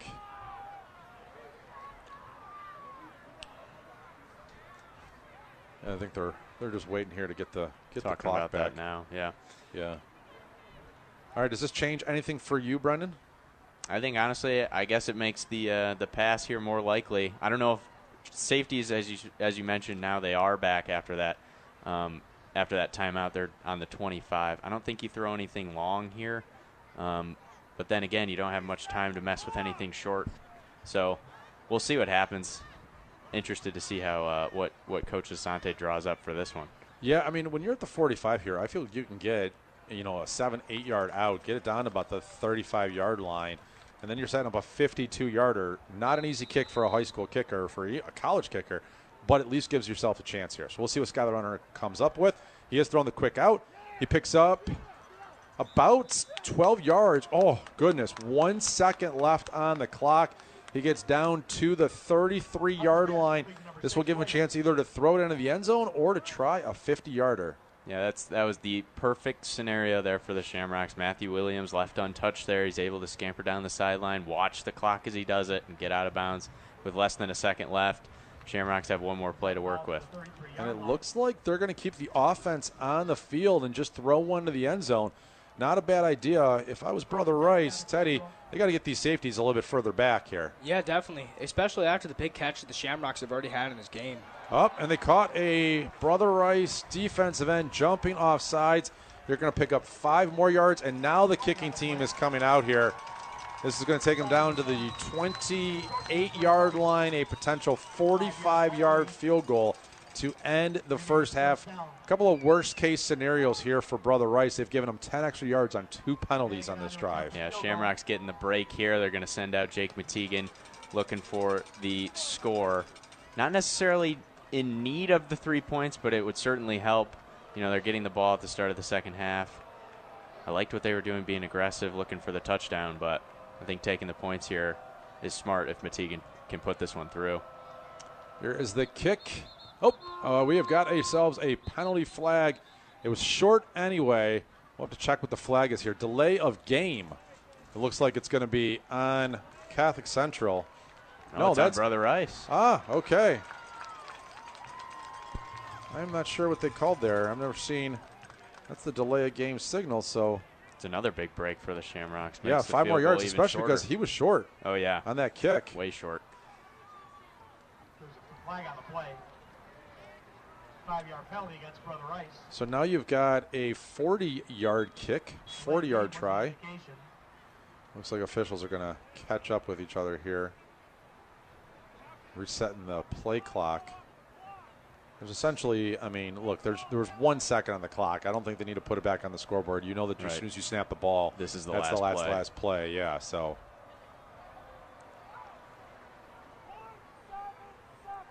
It is 21-7. Catholic Central is leading here. They've scored on all 3 of their drives. This is their 4th drive. A little bit of an abbreviated drive as they only had 14 seconds on the clock when the drive started. And Brother Rice just scored to make it 21-7. Obviously trying to keep Catholic Central off the scoreboard here right before the end of the first half. Comes a snap. High snap. Kick is up, and it's going to be. Way off. No, it's off to the side and short. And so we will go to halftime with Catholic Central leading 21-7. They will get the ball to start the second half. We look forward to coming back and bringing you the entire second half action between this critical Catholic League game here on WJR and SportsCaster.com.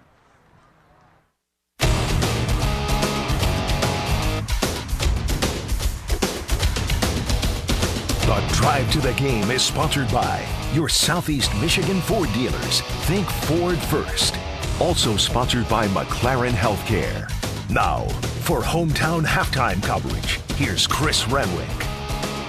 Welcome in halftime here at an important Catholic League matchup, Brother Rice and CC. And as we talk about some of the folks that not only help make high school football to be successful as it has become here in Michigan, we certainly can't forget about the elite school management and the Detroit Service Learning Academy, the Detroit SLA. Maurice Evans is with them.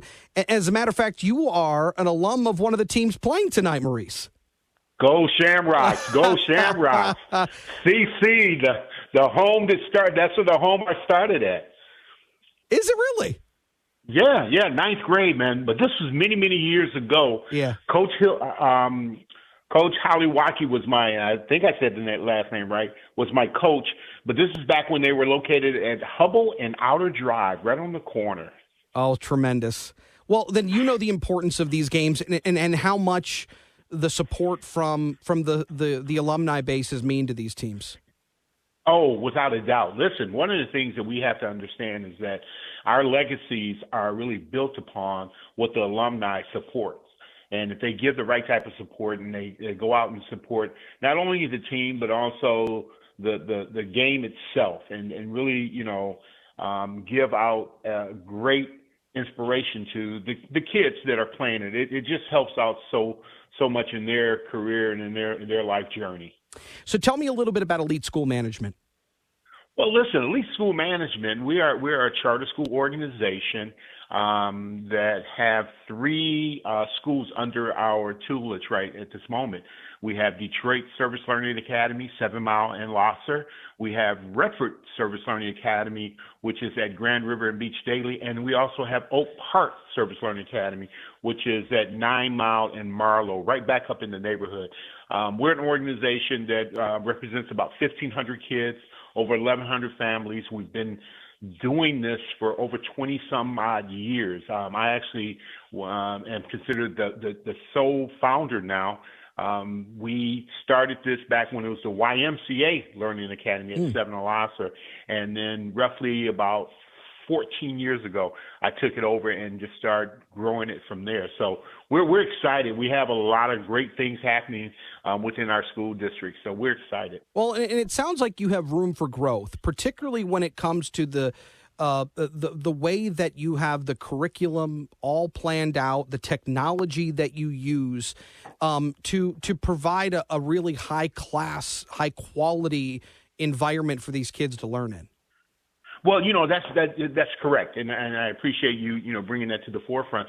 It's very important that in today's educational society, we begin to look at what kids are looking to aspire to as they kind of move forward. Technology is one of the biggest draws for any school district nowadays, and rightfully so, because you have to understand our children are dealing from a global perspective. That the competition that they're actually involved in comes from a global perspective. So they have to be technology savvy. They have to understand a lot of the things that they're going into. It has to start when they're in the lower elementary stages. So it's vitally important. And that's one of the things that we do very, very well, is that we have technology for all of our kids. We're about to move to a system of 2-to-1, where we're going to be sending home a technology piece with our children, so they'll have it at home and then they'll have it in school when they come the next day. How did your time at CC, how did that shape the way that you ended up living your life and now in the education field, teaching kids in this area? I'm going to tell you, it was Holowiki. There it is, Coach Holowiki. It was vitally important because Catholic Central, back when I was there many years ago, provided me with an opportunity to think outside of the box. And, based on the curriculum that they had in place, based on the teachers that they had in place, the coaches that they had in place, everything gelled towards, your success, you being more of a forward thinker and understanding that education is vital to the success of the roadmap that you've chosen to go in. So I look back on that, a couple of years that I was there. I look back on that and I think about it, even to this day, how being very broad-minded in my thought process and understanding, the curriculums that they were putting in front of me. And also, listen, the help that CC gives to their kids. And I'm quite sure the other schools do the same thing, but I'm just speaking from my experience. Sure. The love and care and direction and the true discipline of, making sure that we understand that education is the foundation. That's where you're going to sit your house at, and then you can build around it from there and build a successful career moving forward. Well, you are now providing that opportunity for thousands of kids in this area. God bless you, Maurice. Thank you so much for what you do, and continued success moving forward. Maurice Evans. All right. Thank you so very much, and I truly appreciate you giving me this opportunity to speak about education and in the direction that we're going in. And anytime you need me to come back on, let me know. Hey, I am a football guy. I love it.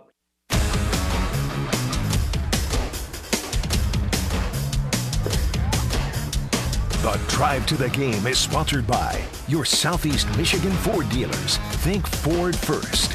Also sponsored by McLaren Healthcare. Now, for hometown halftime coverage, here are Jeff Sloan and Justin Rose. Hey, what's going on, everybody? Welcome inside Blue Devils Stadium. Justin Rose and Taryn Fritching here for your halftime entertainment in a good rivalry game we've seen thus far between Detroit Catholic Central, looking to stay undefeated, and Brother Rice, winners of 2 straight after falling in their first 3 contests, 21-7. And Taryn talked about it in the pregame show. Couple of names we're going to jump off the page, and Catholic Central has had theirs show up, have they not? Might be having a little problem with Taryn's microphone at this. There it is. Now she's there. Hey.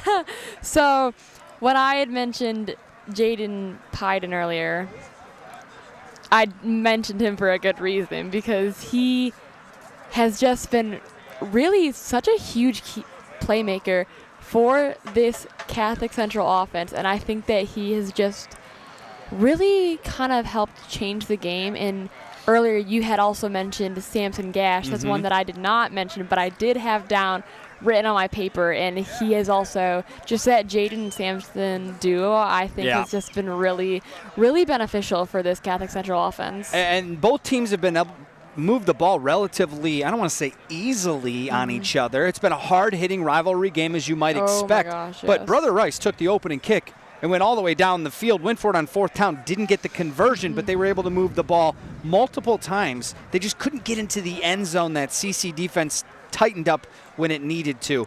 You can definitely tell that Brother Rice's sideline, they're still staying optimistic, but you can definitely tell that the offensive line is getting a little frustrated when they're kind of meeting in that tent, and it doesn't seem to be going well for them per se, but I do think the fact that they're only down by 14 at half, worse things could be happening right now, and I think that honestly, that really keeps them in the game. Yeah, so CC got the ball after Brother Rice went down. They came down, and they had an unbelievable touchdown grab in the end zone by Samson Gash. You got to check out the social media channels of WJR or SportsCaster.com. We have that highlight up there for you in a beautifully thrown ball, and Gash went up to get it, coming down onto his back. Great play there.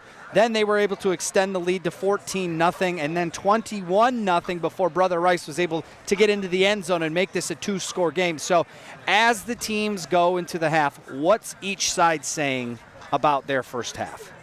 I think that Catholic Central has, I would imagine that they're staying pretty optimistic about the game because it's still a pretty good deficit that they're up to Brother Rice by.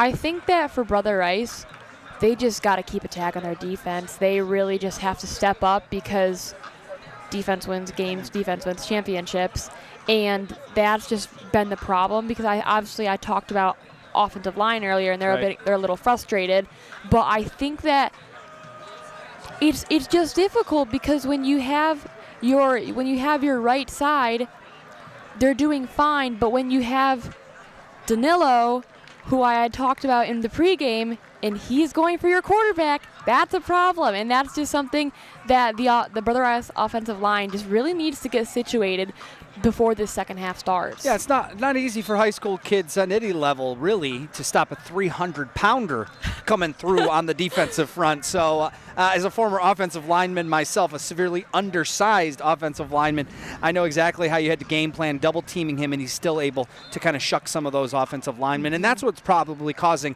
a lot of that angst in that tent as they try to fix things. Brother Rice, to me, they've been able to move the football pretty effectively with the running game, with some of those short passes. They've had two big throws, one in the end zone on their first attempt where they got stopped on fourth down. That was in the receiver's hands in the end zone. He just didn't come up with it. And then later on a drive that got stopped short. There was another 4th and 5. They went for about a 25-yard pass down the field. That was in the hands of the receiver.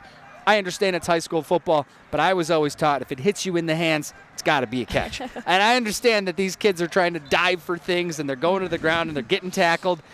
You want to see more of that, but that might be some of that inexperience. What we did see, as you talked about so smartly in that pregame show, remember, she is a high school student who is out here grinding and learning how to be a broadcaster. You brought up the freshman wide receiver for Brother Rice. Yes. And why don't you tell me what happened right here in this end zone, right before the half? Well, actually, because I had brought up Jeremiah Cross. However, unless they had called it wrong up there. It was number 10. I think we number looked 10. him up. So that would have been Tyler Trussell.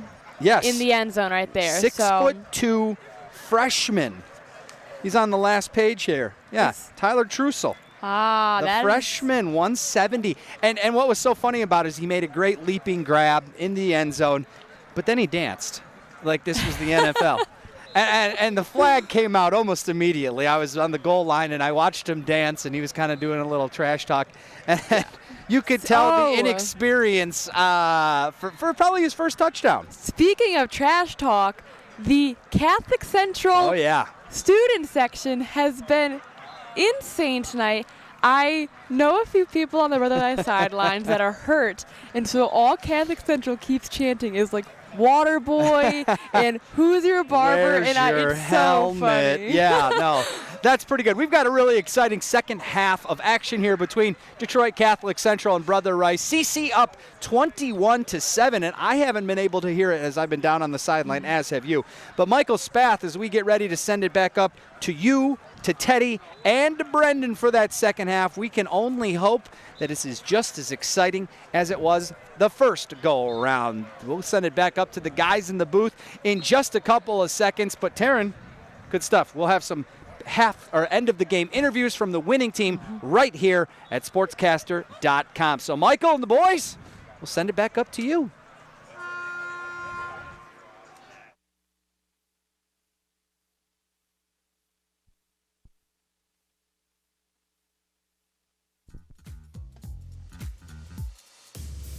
Cooper, sometimes for, people like us, up-and-coming broadcasters, we have our podcast coming up, Cooper and Carter, SportsCaster Original.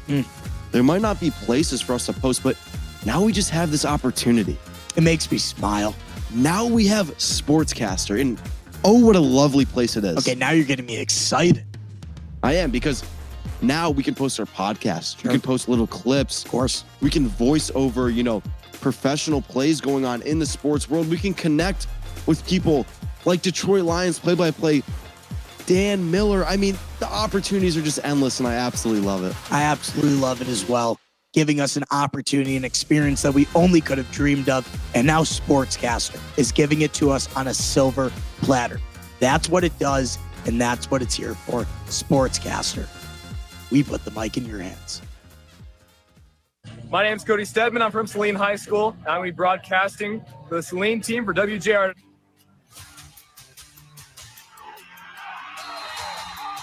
I never really thought that sportscasting would be my thing. I was really going towards radio journalism and broadcast journalism. But hey, if this is on the road to it, might as well hit it. The give, Rush cuts it upfield into the end zone.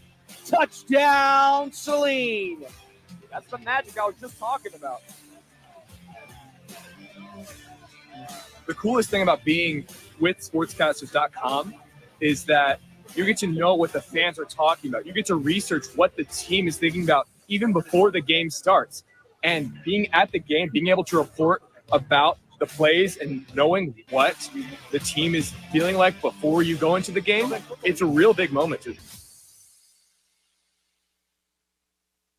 You're getting the only high school football game coverage in Southeast Michigan you need.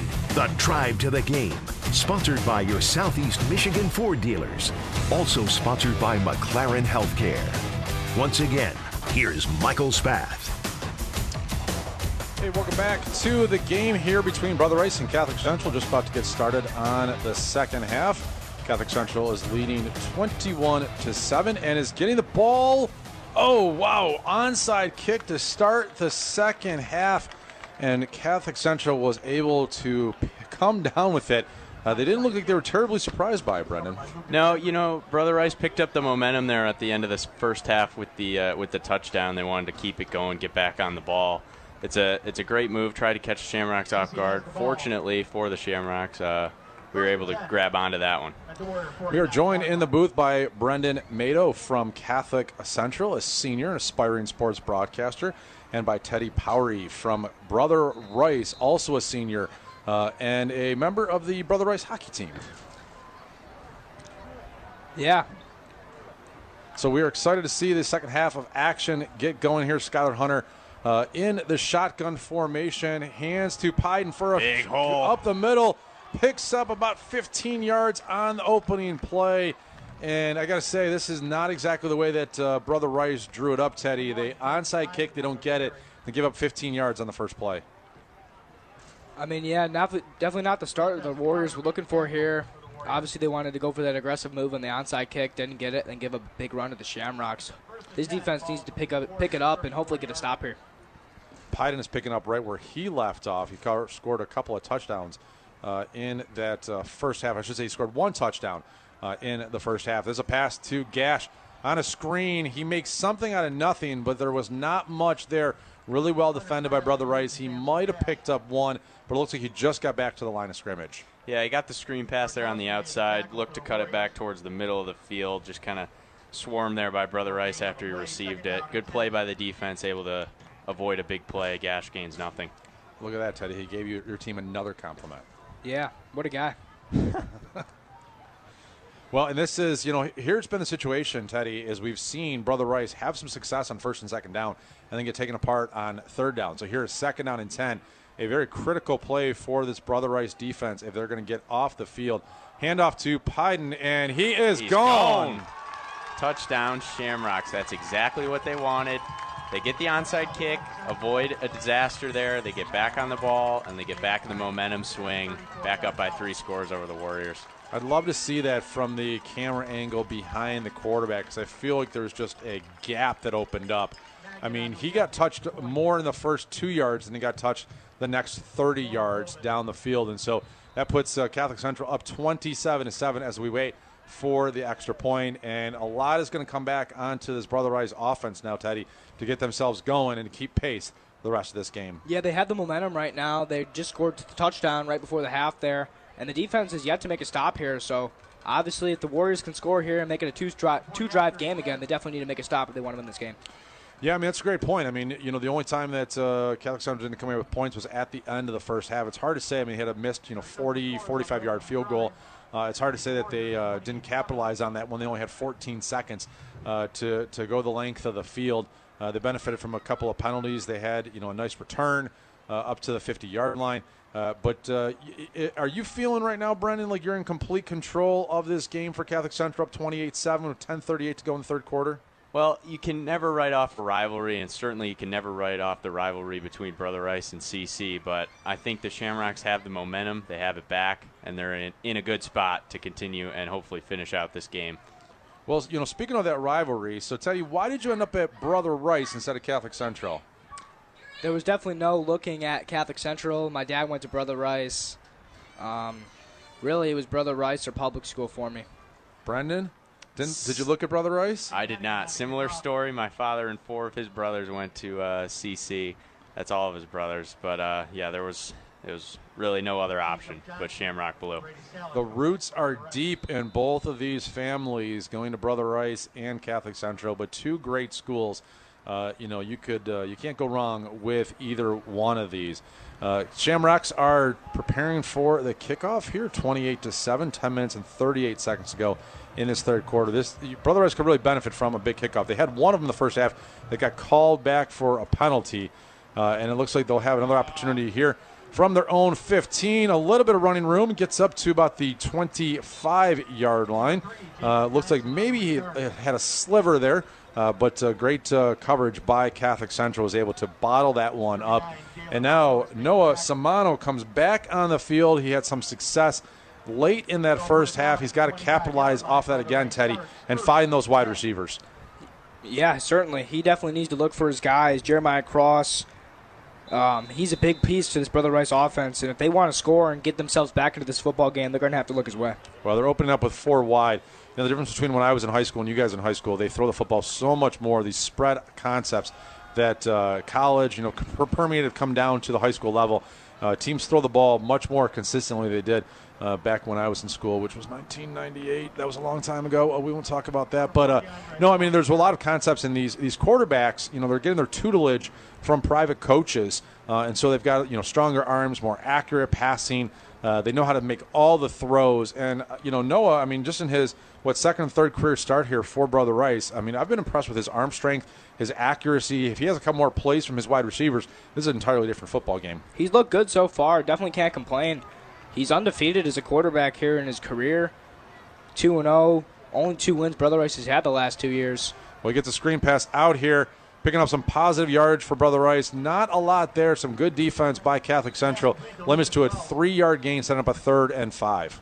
Can't complain about the small gains there. Brother Rice needs to move the ball, and they definitely need to wear out this defense if they want any chance of coming back. But certainly good tackling and good coverage there from Catholic Central. Mentioned there that the pass has been more apparent in the high school game. I think any CC alumni would remember Coach Tom Mack, smash mouth football, nearly only pass the ball maybe once or twice, even in a whole game. Just run the ball, run the ball, run the ball.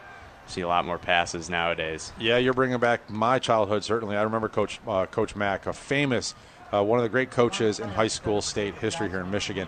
Well, unfortunately, Noah Samano's pass falls incomplete on third down. That's going to bring up fourth down, and they're going to be punting the ball back to Catholic Central and back to Samson Gash. Yeah, Gash definitely looking to be a threat here from the punt return position. If I'm Brother Rice, I'm kicking this one out of his hands. I'm with you, man. I mean, I'm just like, hey, I'd rather take it out of bounds than kicking it to Samson Gash.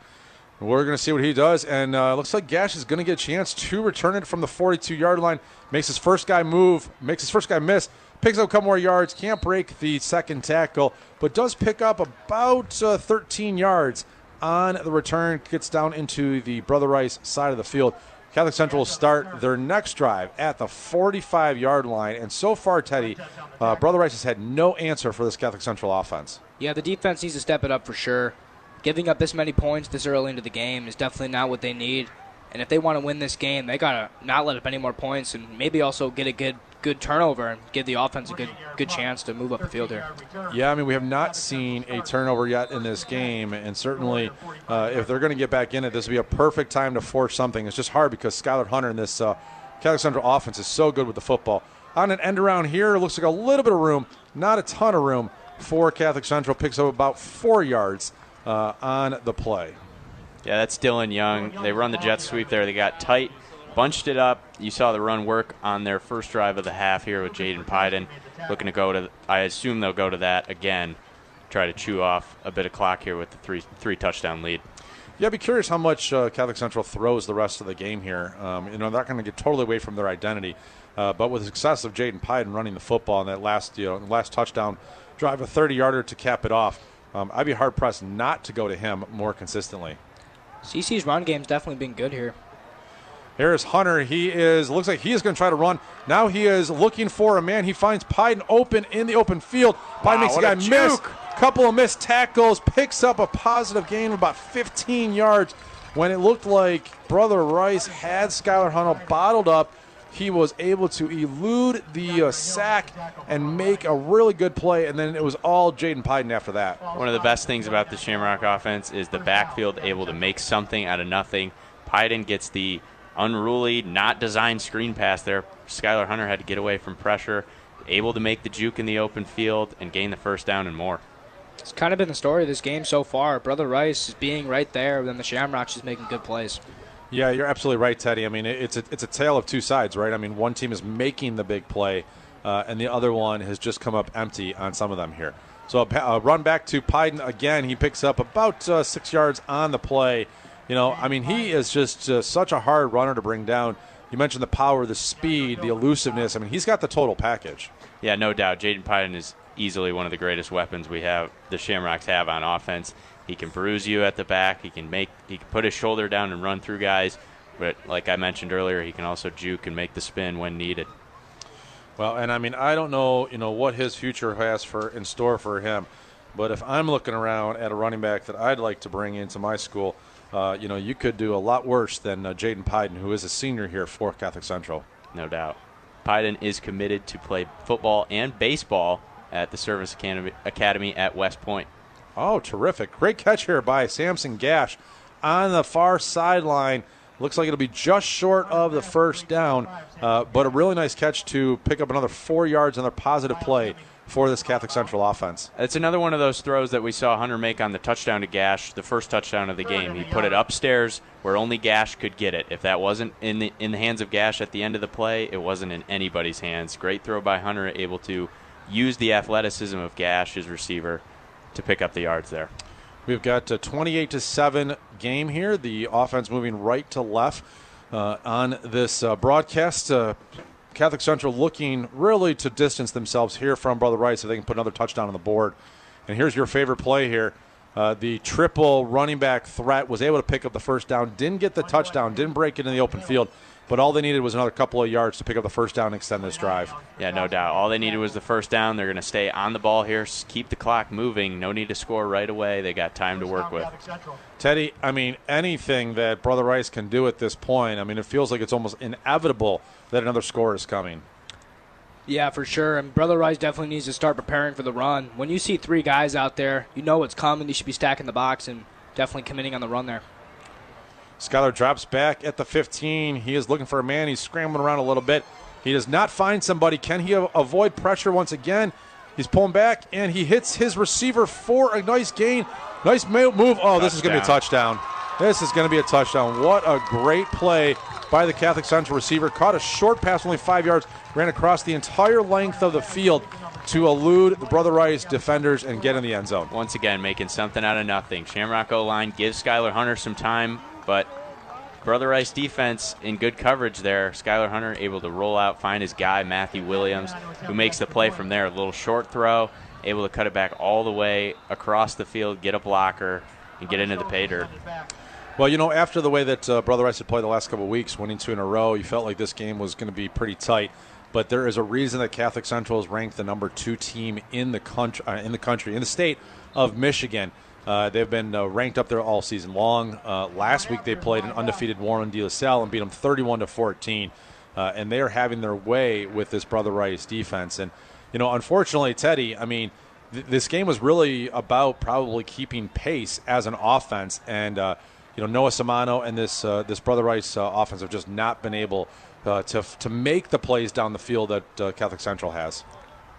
Yeah, for sure. I mean, this Brother Rice offense hasn't looked too bad. They've had some big plays here and there, and they're definitely a few, you know, just good catches away from maybe putting some more points on the board. But when you can't make stops, can't win football games. No, absolutely. I mean, that's the whole thing. You've got 5 touchdowns for Catholic Central on 6 drives, and as we said, the one drive, the only one that didn't end up in points, was at the end of the first half with 14 seconds to go. So Catholic Central has just been able to move the football. And probably the biggest thing, guys, is that, you know, on this drive especially, I mean, Brother Rice had Skyler Hunter. They had great coverage down the field. He wasn't able to find somebody on his, you know, first opportunity. They had him kind of stuck in the pocket. He was running around a little bit, you know, pulling a little bit of that Patrick Mahomes where he just kept on keeping his eyes down the field. And, Teddy, they weren't able to bring him down. And because they weren't able to bring him down, he eventually is going to make a play. They got to bring more pressure. You can't give a quarterback that much time. I mean, even when the pocket collapsed, he just ran right around them and just found guys. The cornerbacks can't hold up for forever. You got to bring pressure, and you got to bring down the quarterback.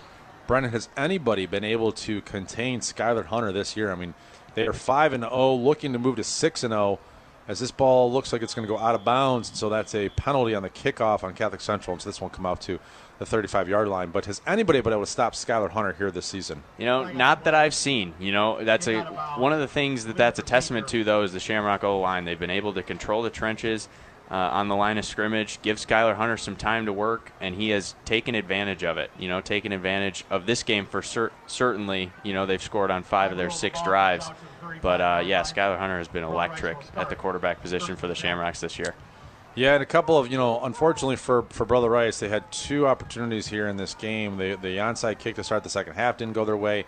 They went for it on 4th down. Both of them gave Catholic Central short fields, 50-yard fields to go, and Catholic Central doesn't need shortened fields to rip off long touchdown drives here. So, you know, I like the aggressiveness of Aaron Marshall, but hasn't worked out for Brother Rice here tonight. But nice move here on a running back up the middle. A couple of guys missed. That could have been a stop in the backfield. Instead, Brother Rice picks up 6 yards on a first down. Incredible run there from Farich, turning nothing into something there. Maybe give this Warriors offense a little spark they might need to come back in this football game. Yeah, he looks a little banged up there. He's coming off holding his hand. I don't know if he got stepped on. You know, anytime you got all those cleats and you got a guy on the ground, it's potential for him to get stepped on. He's coming over the sideline, working with the trainer here. Looks like maybe his left hand is getting some work, so he'll come in the game in the backfield for Brother Rice as they look to move some momentum on this second down. And Samano, he's going to take it off and run himself. He's going to take himself out of bounds. Looks like he probably got the first down, picked up a gain of about 5 yards, moving the chains. That's been one of their most successful plays today, Teddy, is the quarterback scramble. Yeah, he's done a good job just kind of reading the pressure here, and when the pocket collapses, he gets out and uses his legs to pick up the first down. I mean, they've not been able to complete the ball down the field. They've had a couple of successes with some pass interference. And then, obviously Noah has done a really nice job of moving the chains with his legs. But they've got to be able to connect with these great wide receivers if they're going to have any chance of making this a football game in the second half. Certainly. There's one of them right now. Picks up a gain of about 5 or 6 yards for Brother Rice. And it looks like they're going to move to a little bit of a hurry up here.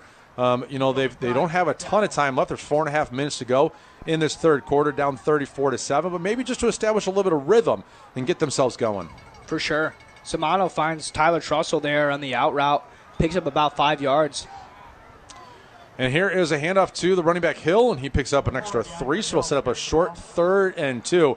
And the way that Aaron Marshall has called this game here for Brother Rice, you got to feel like this is probably 4-down territory. For sure. They're definitely going for it. Down by this many points, there's no point not to go for it. May as well keep the offense out there, and if you don't pick it up on 3rd, you still got a chance on 4th. Yeah, his channel has entered Dan Campbell here in Detroit. All right, so let's see what Samano has. He's dropping back to pass. Got his man open. Same receiver. Great catch. This is the 3rd time they've hooked up. He's been able to find some chemistry there. Yeah, Trussell's been good this game. He's been good for him all season. Another freshman from Southfield. And this receiving core is full of freshmen, full of young guys that make plays. Yeah, really nice grab there by Tyler Trussell. I mean, he had the touchdown late in the first half. He's had both catches on this one. And for, Samano trying to establish that rapport, you had mentioned earlier Jeremiah Cross is probably their best wide receiver and big play wide receiver, but he has not been able to make the big play so far here tonight. Maybe that changes on this drive. Hopefully it does. I'm sure the Shamrocks' game plan was to shut down Cross because he's been so lethal to these other teams. Samano taking off and running again. This time he will pick up positive yards. He avoided the sack. I mean, I tell you what, he only picks up 2 yards in the play, but considering he was stuck in the backfield for a 7-yard loss, that is a net gain of 9 yards for Brother Rice. Yeah, of course. That's what we were talking about earlier in the game with Coach Joe Mack and sending pressure. Samano has been great with his legs and sensing the pressure and finding the gap, able to work, make positive yardage out of what looks like a lost yardage situation. So be interested to see, again, if the Shamrock continue to put pressure on Samano going forward. Some life in the Brother Rice offense here on 2nd down. And he is going out here, too. Cross. Looked like, we see a flag coming in. Did he catch that ball? They didn't mark it as a reception, but it looks like it will be pass interference on the defense. That was one of their best plays at the end of the first half. Just throw it over there to Jeremiah Cross. And, look, he hasn't come down with a big catch, but he's forcing the defense to tackle him in order to stop him. For sure, the Shamrocks don't want to give up a big play to this guy. The Warriors' offense is very reliant on big plays. So I'm sure all they're trying to do is just trying to get hands on him and just make sure he can't beat him deep.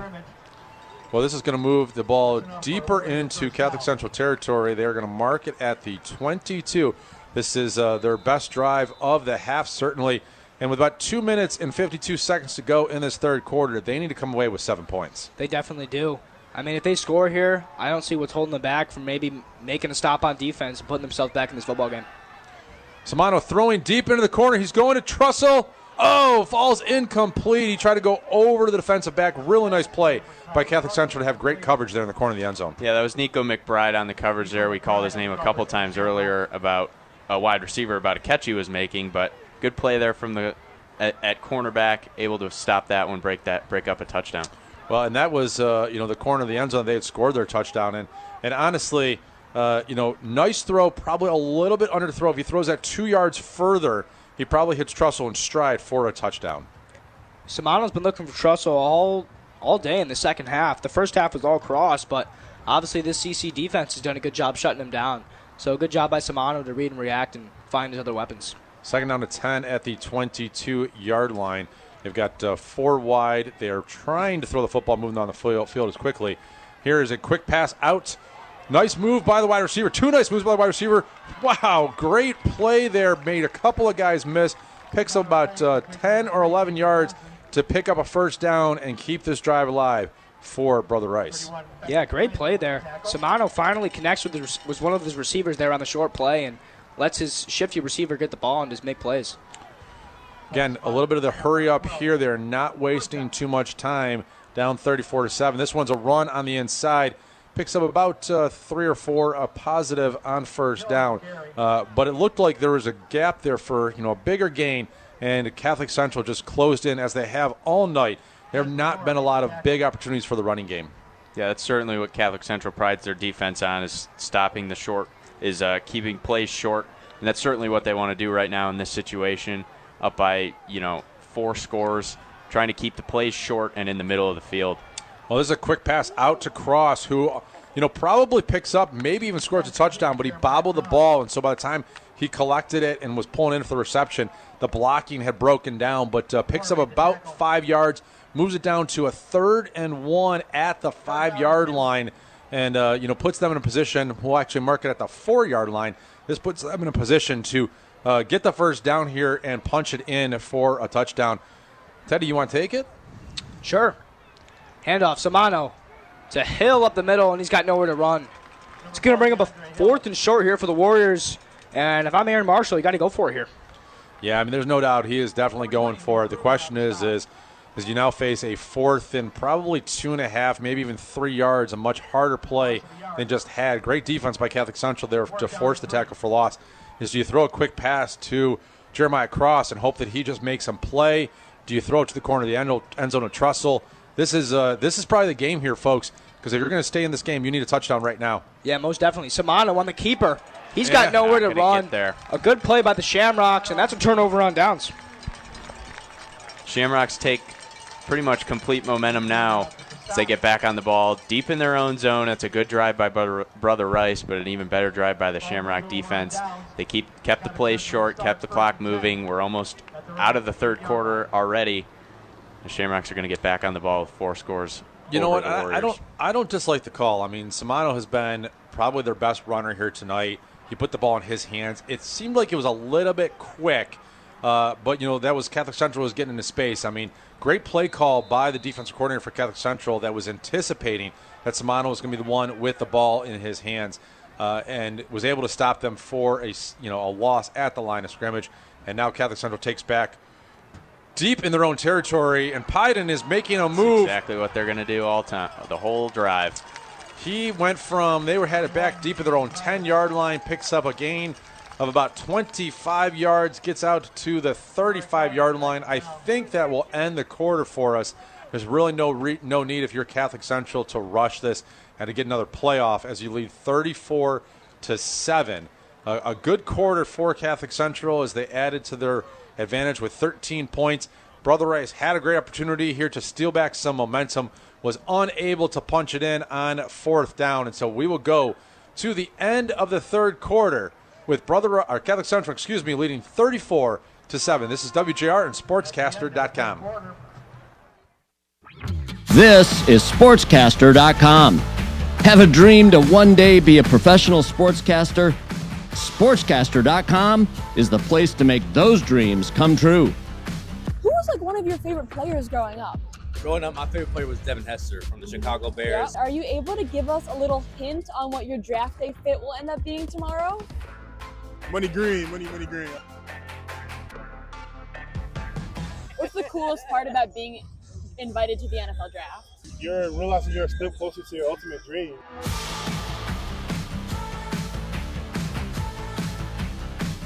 The media is there to be a microphone for us. Yeah.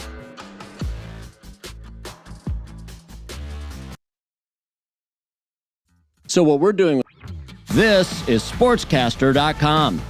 Have a dream to one day be a professional sportscaster?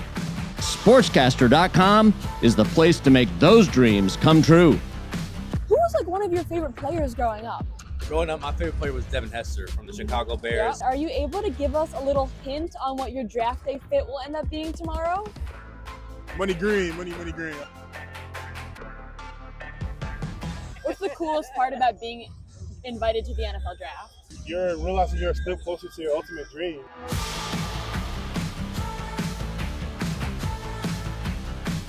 The media is there to be a microphone for us. Yeah.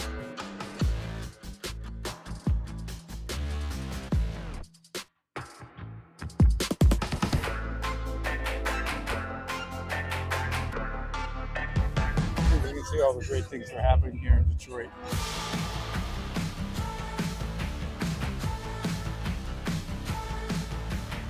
It's in the fourth quarter against Notre Dame. They're going to throw it to you in the back of the end zone.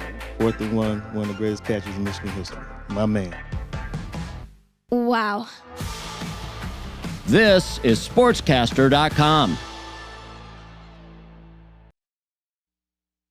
With the quarter to go, I wonder, after that play, if the a coach for Catholic Central says, let's just keep on running the football, especially since Piden has been so good with the ball in his hands. And here he's getting it again for positive yardage. Gets hit. Nice tackling here from Brother Rice to limit this to about a 4-yard gain. It will bring up a third down here. And for the Warriors, that's been the biggest thing in the game. CC's been capitalizing on the third down opportunities here, and Brother Rice hasn't. And I think that's the reason for this lopsided score. No, very, very, on point there, Teddy. I mean, they've made a lot of big plays on third down, Catholic Central has. Here's another one for Brother Rice. Can they get off the field? It is 3rd and 4. It's not a big, long down and distance. But if they can get off the field, again, this offense started to have some momentum, started to have some confidence, making some plays. They could get an opportunity to come down and score. But this is where Catholic Central has lived and succeeded here tonight. For sure. Brother Rice looking for the first stop of the night here. Skyler is going to drop back. He is now scrambling, and he finds a receiver like he has done all night long for a positive gain of about 12 yards. That's something that Brother Rice now has to worry about as well. Skyler Hunter has been a threat with his legs when they send pressure.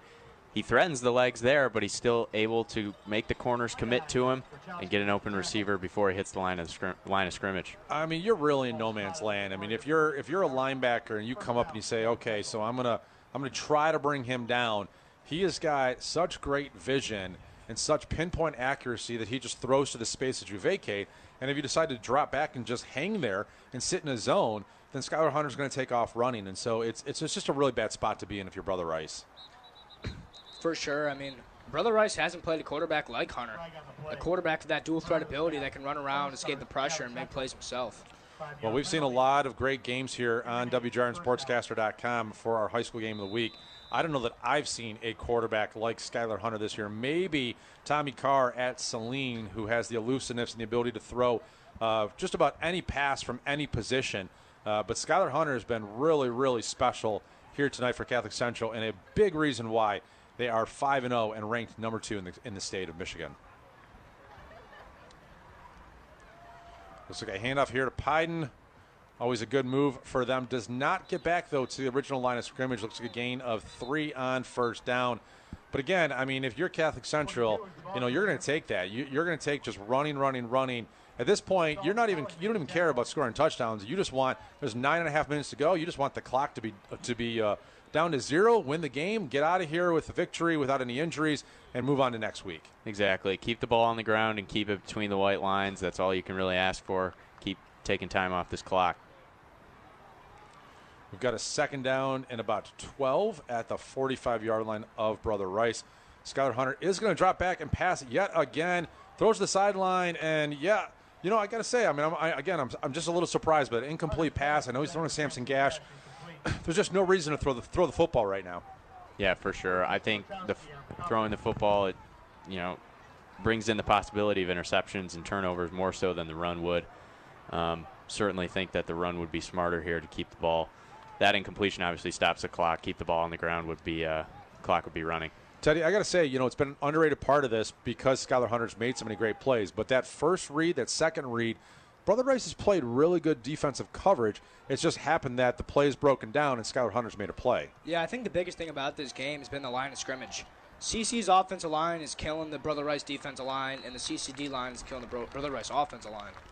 Yeah, and right there, just as I'm giving the coverage a compliment, they leave a receiver wide open and a first down throw and catch from this Catholic Central team. And now, does it look like a backup quarterback's coming in? Yeah, this is Duke Banta. We saw him a little bit in the Harper Woods game. CC, of course, up big in that game when he came in. Skyler Hunter was a little shaken up, but I love what I've seen from Banta so far this year. He's a poised quarterback. He's young, but he looks like he's got experience. He knows what he's doing back there, catching the snaps. Are we expecting to see him throw the football, or is this just getting him some experience in case anything happens throughout the season? Well, I think strong experience comes with handing the ball off, making the option plays, and throwing the football. So I think they'll give him a few times to air it out, but certainly you want to depend on the run more so. Yeah, and you can still see that rivalry is ticking, man. I mean, There's just a 2-yard gain for Catholic Central and a couple of, big hits from Brother Rice. A little bit of pushing, not too much shoving. Honestly, this has been a really clean game between two teams. Considering the rivalry, considering it's almost come to blows here in the radio booth between these two guys, these guys have kept it clean on the football field. Yeah, most definitely. Usually not like this in the CC Rice matchup. Lots of fighting, lots of everything out here, and CC's kind of been dominating this game. Might be the reason for it.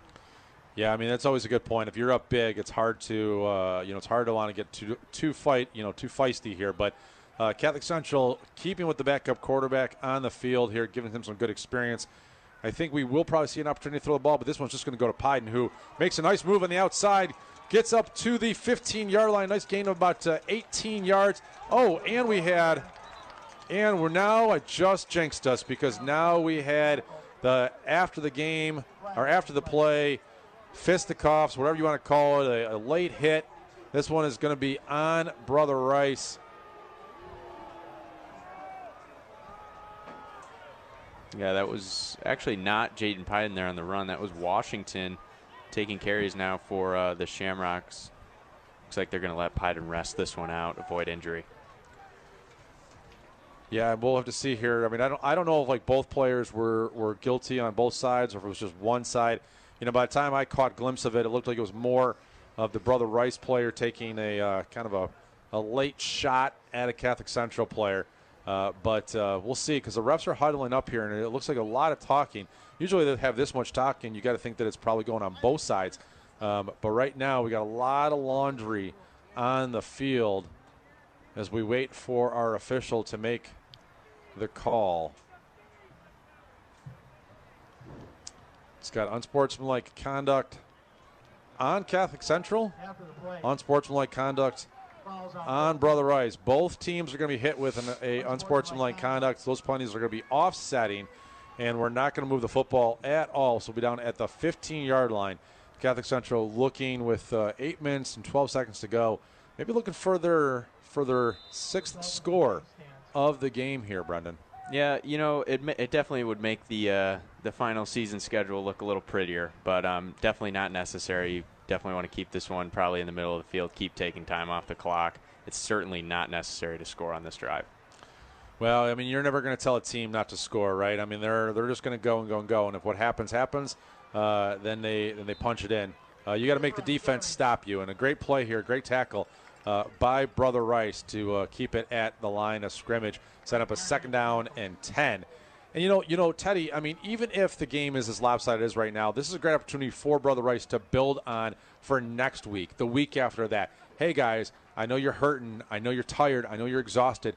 But you've got an opportunity to get off the field without giving up a touchdown. Let's make it happen. Yeah, for sure. And even going into next season, this is an incredibly young team. And for them to just kind of build chemistry, and this offense has been pretty good. They haven't obviously capitalized on all their opportunities, but they've moved up the field pretty well. And that could be something that can maybe build up for them moving on later into the season and into next season. Let's see what they come up with here. We got a little stoppage in play. One of the players for Catholic Central's being waved off the field. Must have like a little bit of must be a little bit of an injury. Doesn't seem like he's getting medical attention over there, but official waved him off. 2nd down and 10 from the 15-yard line. Pressure coming in. Great catch by Pyden, but this is not going to go anywhere as this I'm sorry, and that is not Pyden. He just has 42, looks very much like the 12. Gets stopped behind the line of scrimmage. Yeah, Duke Banta there, able to sense the pressure. It came right through the middle. Stays poised, able to make the throw and get target. It is a loss of 2, but I like that throw there from Banta. Stays poised, on top of it, able to make the throw from a pressure situation.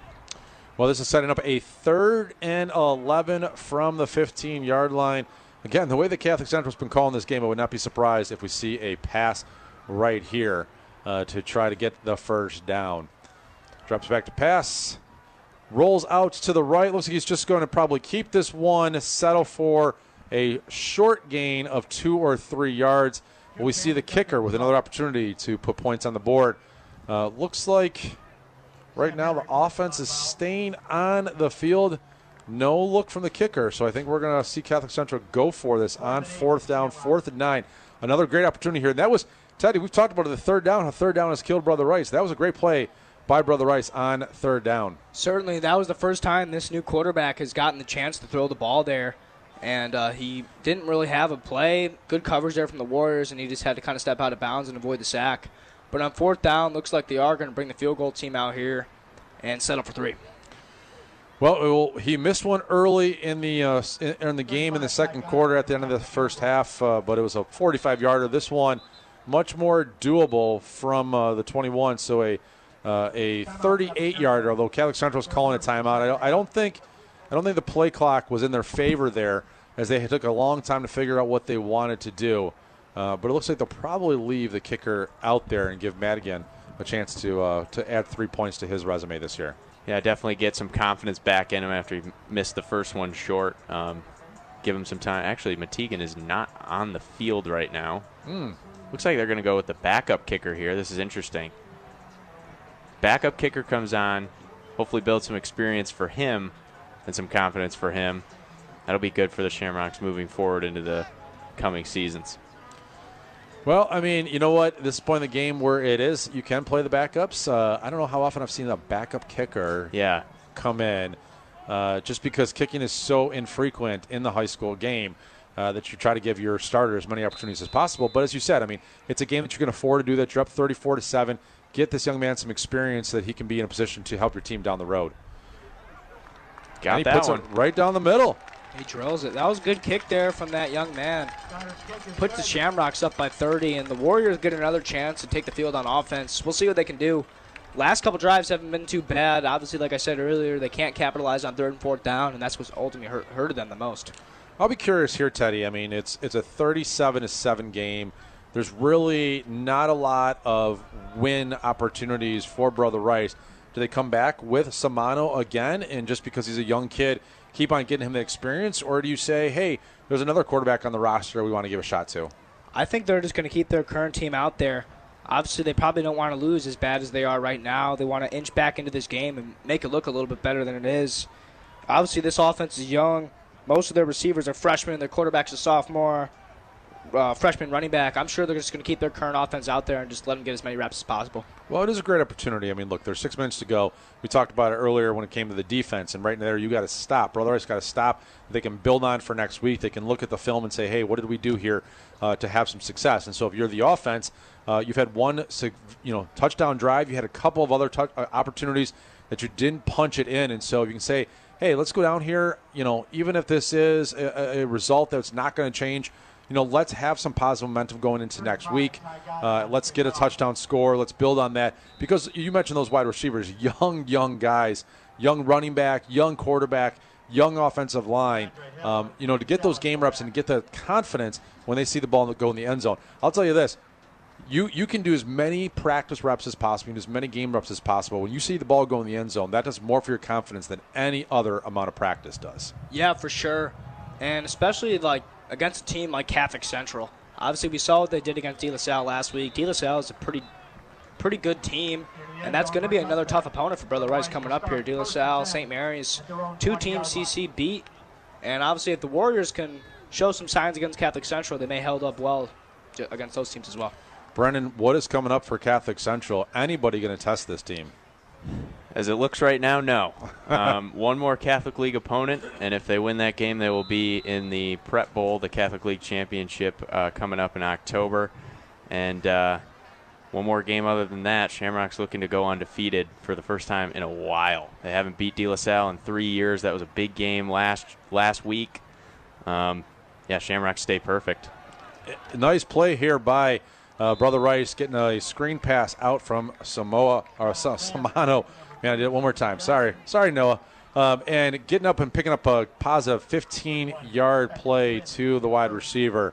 And again, that's what we're talking about, Teddy. Building on some of that momentum, building on some of that success. And again, if you can score here, even if the final score is lopsided, it builds positive momentum. Yeah, for sure. I mean, that receiver is definitely good with the ball in his hands, definitely good after the catch. We see him returning kicks here for the Warriors. He had a big one earlier that got called back, but getting the ball in the hands of their playmakers and just kind of letting them do their thing is what's going to help them out the most. Brendan, talking about this Catholic Central team, I mean, number 2 in the state. I mean, they have a destiny. It's not just about the Catholic League. They're trying to win the state championship this year. Oh, yeah, for sure. It's definitely what their goals are. They're going to have to face a couple big opponents, strong opponents on the road to that. We mentioned Sloan and Tommy Carr and Belleville, of course, Bryce Underwood. Those are definitely teams the Shamrocks are going to see on their way to, hopefully, a state championship. Yeah, I mean, there are some really good quarterbacks in the state of Michigan. We have not seen Bryce Underwood yet. I believe that our WJR and SportsCaster.com team will be out there in 2 weeks, I believe. I think it is October 18th. We will be out at Dearborn, Fortson, and Belleville to check out Bryce Underwood, who is ranked not only the best player in the state of Michigan, but he's ranked the number 1 quarterback in the entire country, going to LSU next year. But I tell you what, I've been very impressed with what I've seen from Skylar Hunter tonight. Oh, yeah, for sure. Skylar Hunter has been great all season for the Shamrocks. He's elusive, he can make the throw, and he can use his legs. Certainly one of the biggest weapons on the Shamrock offense moving into the rest of the season. On the flip side, Noah Samano has developed a nice game here today. He's completed another pass here to his wide receiver, pick up about 6 or 8 yards. They're just kind of moving on the field slowly here. And Teddy, I got to say, I know that things have changed. The defense is maybe a little bit more lax, but coming to this short passing game instead of trying to go for the deep ball, just picking up 6, 7, 8 yards at a time is really working for Brother Rice right now. Yeah, it definitely works. They have a lot of guys who are fast and are incredible after the catch. And as we can see here, they're definitely utilizing that. As Samano finds Cross there on the screen pass, and he picks up a pretty big gain, and that'll move the chains. Yeah, really nice play by Jeremiah Cross there to dodge a couple of defenders. Picks up about 12. Moves down to the 29-yard line. 4 minutes, 23 seconds, 22, 21. And now on the clock, Brother Rice is trying to punch this one in and set themselves up with something positive here at the end of the game. Another pass here, quick. Ooh, wow, that was almost, that could have been picked off if the defender had his eyes up. He was instead focused on the offensive player and bringing him down. Pick up about 5 yards for this Brother Rice offense. Yeah, that's senior Drake Willard. Read that one quickly, got over to it, and able to make the tackle, make the stop early. Those are the type of plays with a little more experience. If you have your eyes up, you can just step right in front of that one. That was a dangerous pass that Brother Rice got away with. And here, Samano looks like he's rolling out to his left, looking for the right guy. Did he find Trussell down for a catch? He does. Another late hit here. A good play by Samano there to avoid the pressure and find Trussell on the outside. Trussell and Samano have had a big connection here in the second half, and that's something to look forward to the rest of the season. Well, that was about a pickup of about 20 yards, and it looks like there's going to be some. Is this being added on, or was Brendan? You saw it. I wasn't looking at it. Was this coming back on Brother Rice? I believe this is going to be a push after the play on the Warriors. I believe this one's coming back 15. And that's too bad because it was a really nice play from Samano to Trussell. Got him down inside the red zone, and now this play is coming back for a late hit. I jinxed them, guys, because we had not seen anything like this, and then these last 2 drives we've now seen couple of late hits, couple of unsportsmanlike conduct penalties. You mentioned Teddy, with the game out of hand. This is when it can be a little bit of, hey, we're frustrated, we're just taking it out on them. But this is a really moment where you've got to be extremely disciplined and stay within the game plan because you don't want to cost your team 15 yards. Yeah, for sure. Definitely trailing like this late in the game, it's going to be hard to stay disciplined and maybe not retaliate to whatever Catholic Central's doing, or same goes for them. But the Warriors just can't give up big plays like that. They get a 20-yard gain, and then it comes back just because of a personal foul like that. I think these officials right now are trying to decide. So the play got down to the 10-yard line, and if it's a dead ball after the play is completed, then it should be from the 10 and then walking it back, which they did. They walked it back to the 25-yard line as opposed to starting from the line of scrimmage. So at least that puts Brother Rice in a position where they're facing a 2nd and 7 as opposed to a 2nd and 15, 2nd and 20, 2nd and 25. Well, it could have been the worst case scenario. And actually here it looks like they had the first down. So it's a starting all over again. First down for Brother Rice. That even works out a little bit better for them, but they would love to have the ball at the 10-yard line. Yeah, for sure. With 3 minutes and 30 seconds left to go, the Warriors just looking to get themselves back on the board and get some momentum going for this offense. Samano throwing deep. He's got his receiver. Touchdown, Brother Rice. A good throw there from Samano in an empty backfield. Brother Rice shows they're going to throw the ball. No running back there.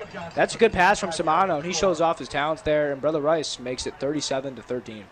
Good read there from Samano, too. He found a little bit, got his receiver able to get behind the corner for CC. CC's corner got a little bit lost there.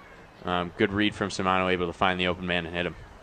Yeah, that was one of his nicer throws. And, finding other wide receivers just besides Trussell and Cross. And so really nice play there by Brother Rice. I mean, at this point, you've already tried one onside kick. You're down 37-14. Might as well try another onside kick. Yeah, you may as well. I mean, give your offense another chance, and if not, it's a good opportunity for your defense to make a stop like this, especially with good field possession for the Shamrocks here. Yeah, I'll be curious to see. I mean, you could go either way here. I mean, you kick the onside kick, you try to get the ball back. Maybe you say like, hey, again, you're not planning on winning the football game at this point. You're down 23 points with 3.5 minutes to go. But would you like to see your offense get one more opportunity? Sure, why not? And it's always fun to work on your onside kicks. In case you ever do truly need it. If I'm Catholic Central, I expect to put the hands team out there, see all those guys. But you know what? Here's the thing, too, Brendan. If I'm Catholic Central and I'm putting my hands guy out there, I know that's good experience, too, but this is a physical play right here.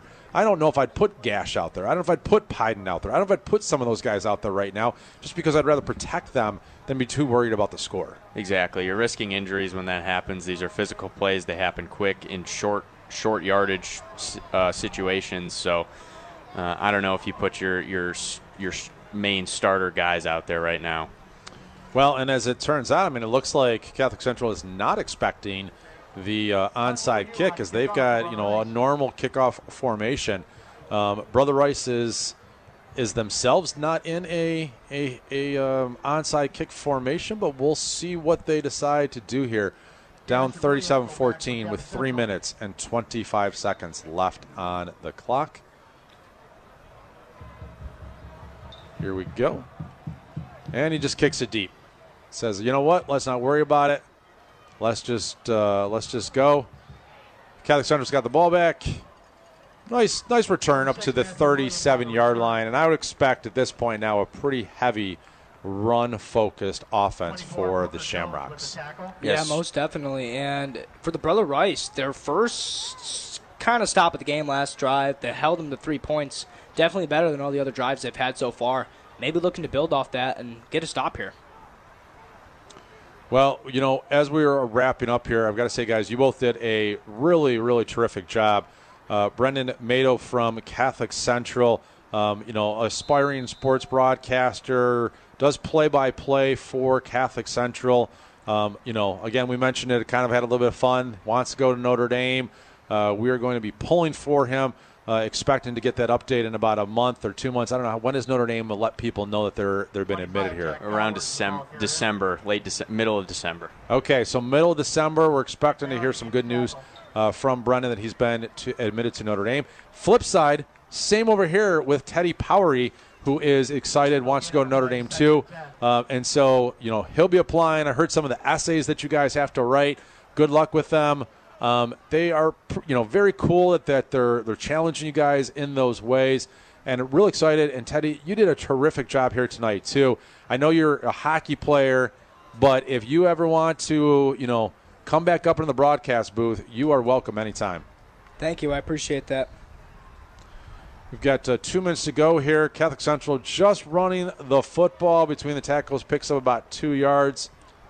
No timeouts being called here, so expect this clock just to be run out here. It's actually third down for Catholic Central. I missed one of those plays here, but 37-14.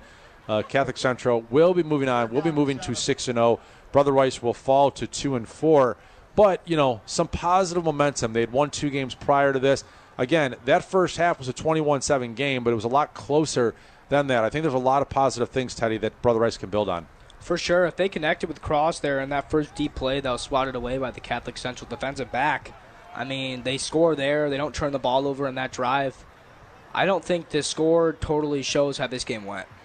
No, I think you're right. I mean, it could have gone either way early on. I think, though, Catholic Central, Brendan, over the span of 48 minutes showed they were the better team. Yeah, I think CC has controlled the trenches, as I mentioned, and they've certainly been in control on the defensive side of the ball. But the offense have been the true kicker for this one. Skylar Hunter's been great. Samson Gash, again, great. And Jaden Pyden, always great.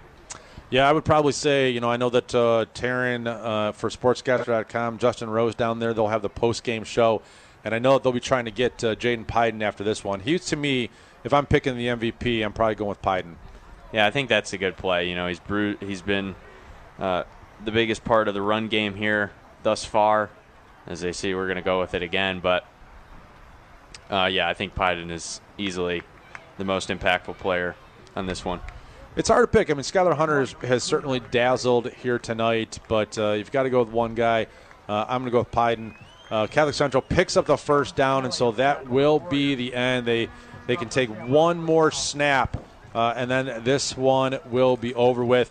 But, Teddy, again, lots of things to build on for Brother Rice. I really like Noah Samano. I really like these wide receivers, Jeremiah Cross and Tyler Trussell. Lots to get excited about if you're a Brother Rice fan, not just for this season, but for the rest, for these next couple of years for these young men. Yeah, most definitely. Like I said earlier, this is a young team. They got a lot to build for. And Brother Rice could get hot down the stretch here. They got a few more games to go and maybe can make a case for themselves to maybe go on a playoff push as well. Well, we've had a lot of fun here tonight. Final score 37-14, Catholic Central over Brother Rice. Thank you so much for listening on SportsCaster.com. You can listen on WJR at 7 p.m. on Saturday, October 5th. We've also got, obviously, great sports weekend here in Detroit. Detroit Tigers are playing the Cleveland Guardians in the ALDS in a best-of-5 series. We're excited about that. So much to look forward to. We will be back next week for our Friday night game. Thank you, everybody, for listening. I am Michael Spath, signing off. Enjoy the rest of your evening.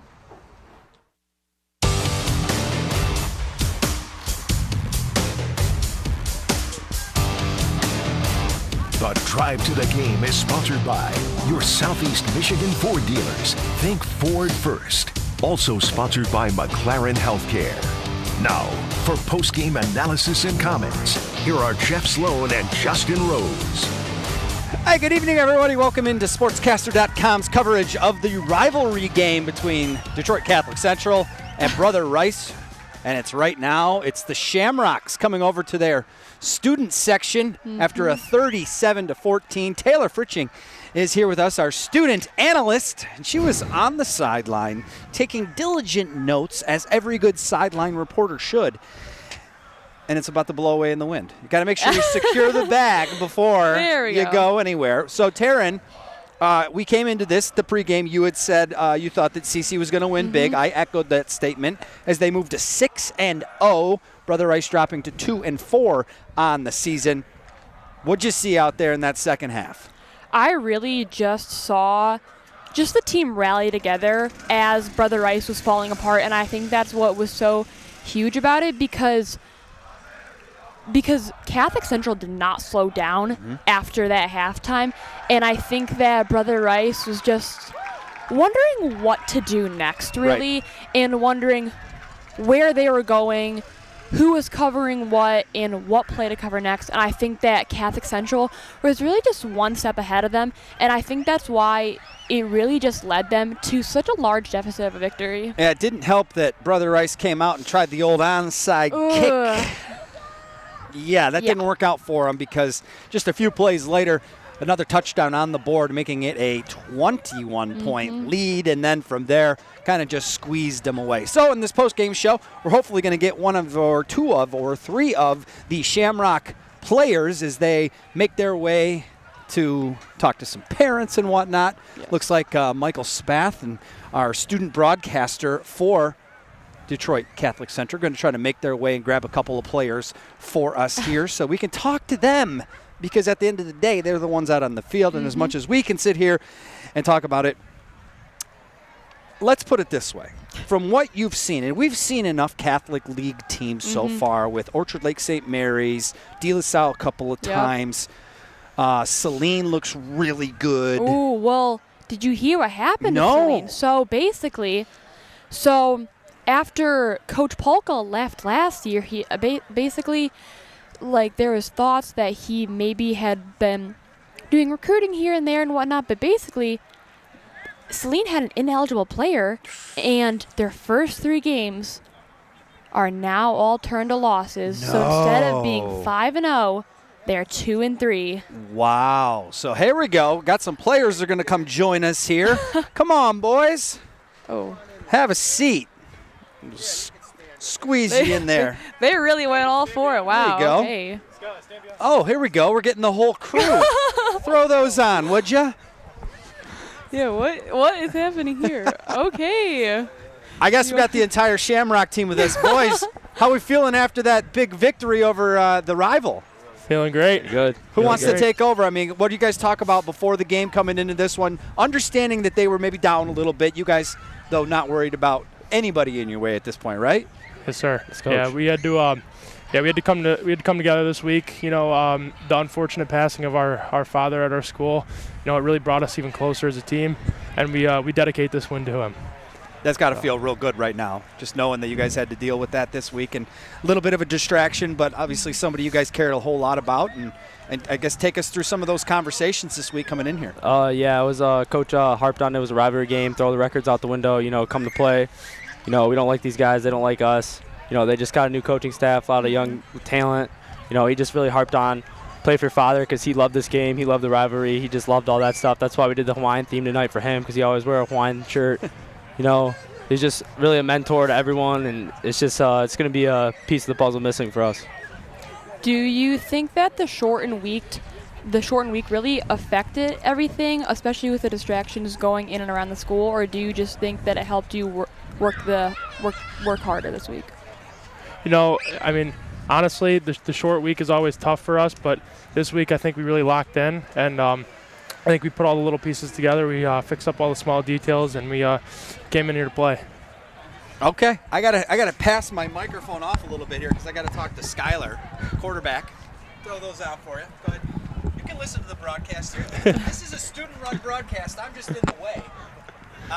But take us through that pass to Sampson in the end zone there. I mean, what a great catch. Yeah. First touchdown of the day. I mean, I know he's on the other end. You want to pass him your headset down there so you guys can have a little chat about it? Because I'm sure he went to the sideline and we do this a little bit. Yeah, so before that, I actually missed Sampson on a read, so we had to come back to it.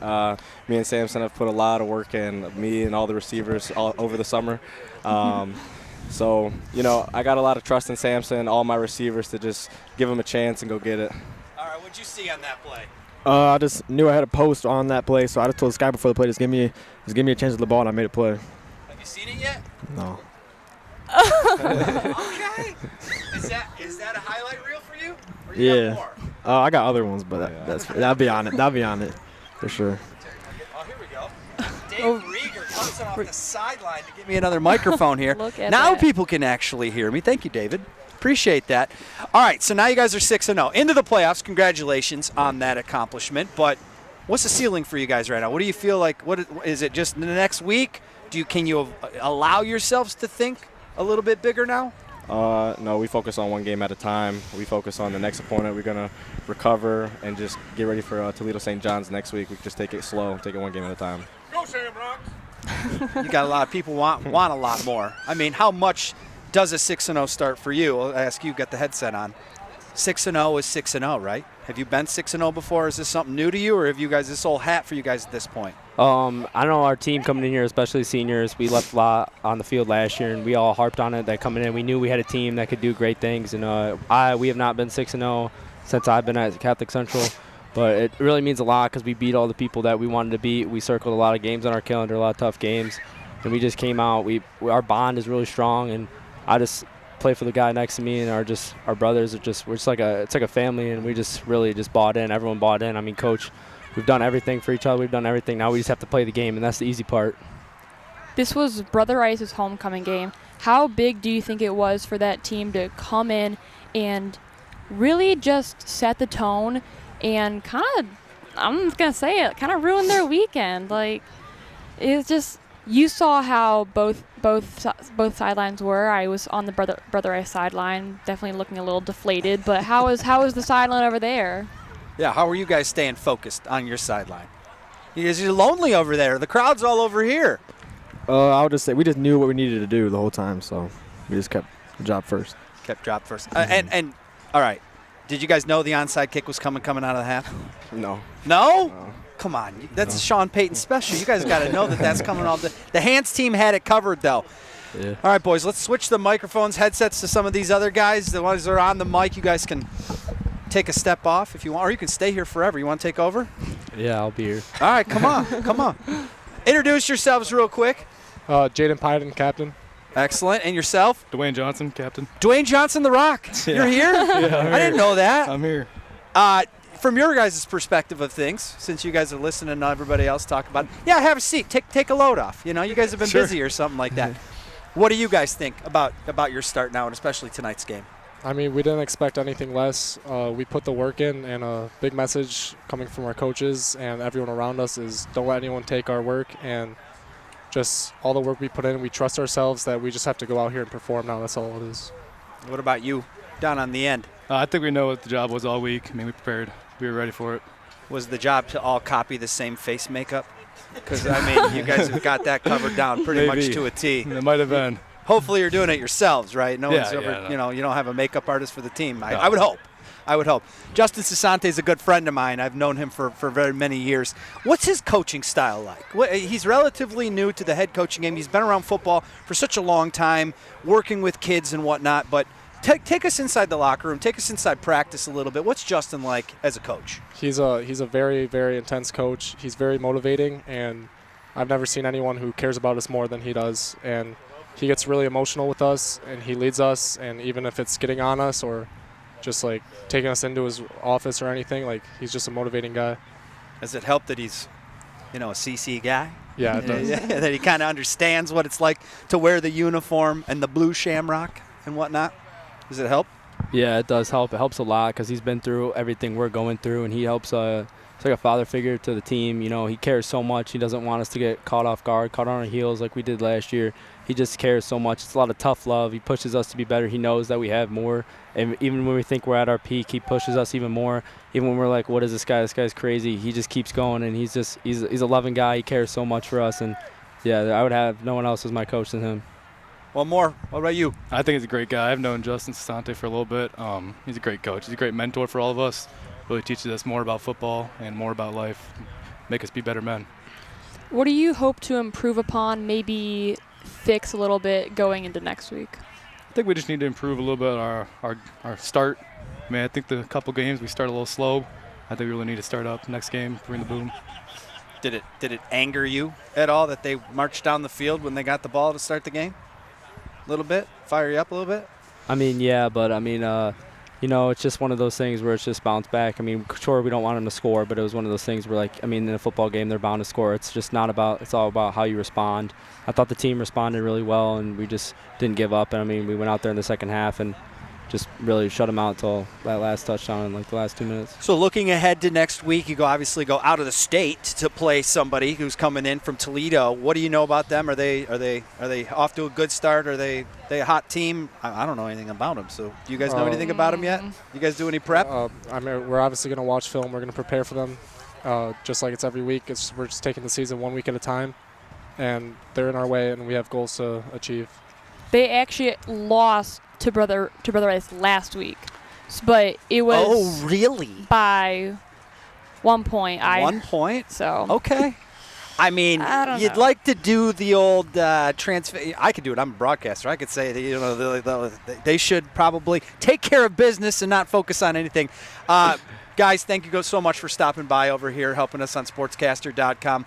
You can hear the broadcast of the game again on WJR Radio tomorrow after the Auburn game on the radio. But if you're watching right now live on SportsCaster, let's wave to Mom. Hi, Mom. How we doing out there? Guys, thanks so much. You go join your teammates again. Don't take the headset with you. You can't have it. Thank you. Good luck to you guys the rest of the way, and hopefully we see you guys at Ford Field there in a couple of weeks. Thanks, guys. All right, Taryn, what did we learn from those young men? I think we really just learned even though they're starting off 6-0, they're really just staying humble through it all, and that's such a key characteristic that I think that that really helps, no matter if you're on a team that's 0-6 or on a team that's 6-0, like we just saw here today. But I really just think that they're staying humble, they're staying working, and that's really important heading into your next week, no matter who the opponent is, and because you are in the Catholic League. Let's look at the schedule the rest of the way so they have Toledo at St. John Jesuit, Grand Ledge, and then they have King. Martin Luther King at this point. They're still continuing a good start to their season, upsetting Cass Tech, so they obviously have the athletes able to compete with a team like this. But you got 3 games to go until you in the playoffs, obviously. 6 wins will get you in the state of Michigan, which is a great number to get to.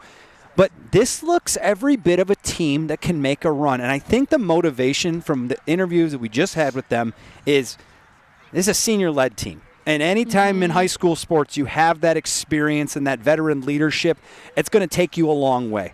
And I really do think that this is a team that's got something to prove. They all said it. We left a lot on the field last year. And anytime you hear that from coach speak, and then they have the roster and the talent to back it up, I really think this team can make some noise coming into the postseason here in just a couple weeks. I mean, yeah, I agree. And really just every high school team shoots to get to Ford Field because that's where it all happens. And they ended up losing to Northville in the district finals, so I would imagine that they are fired up because so many of their key playmakers are all those seniors. However, they do have Samson Gash as a junior, which I do believe really helps them because he is such a key part to this offense that I think that losing him when he has so much more to prove would be very hurtful. Well, we're going to have to see how they do the rest of the way.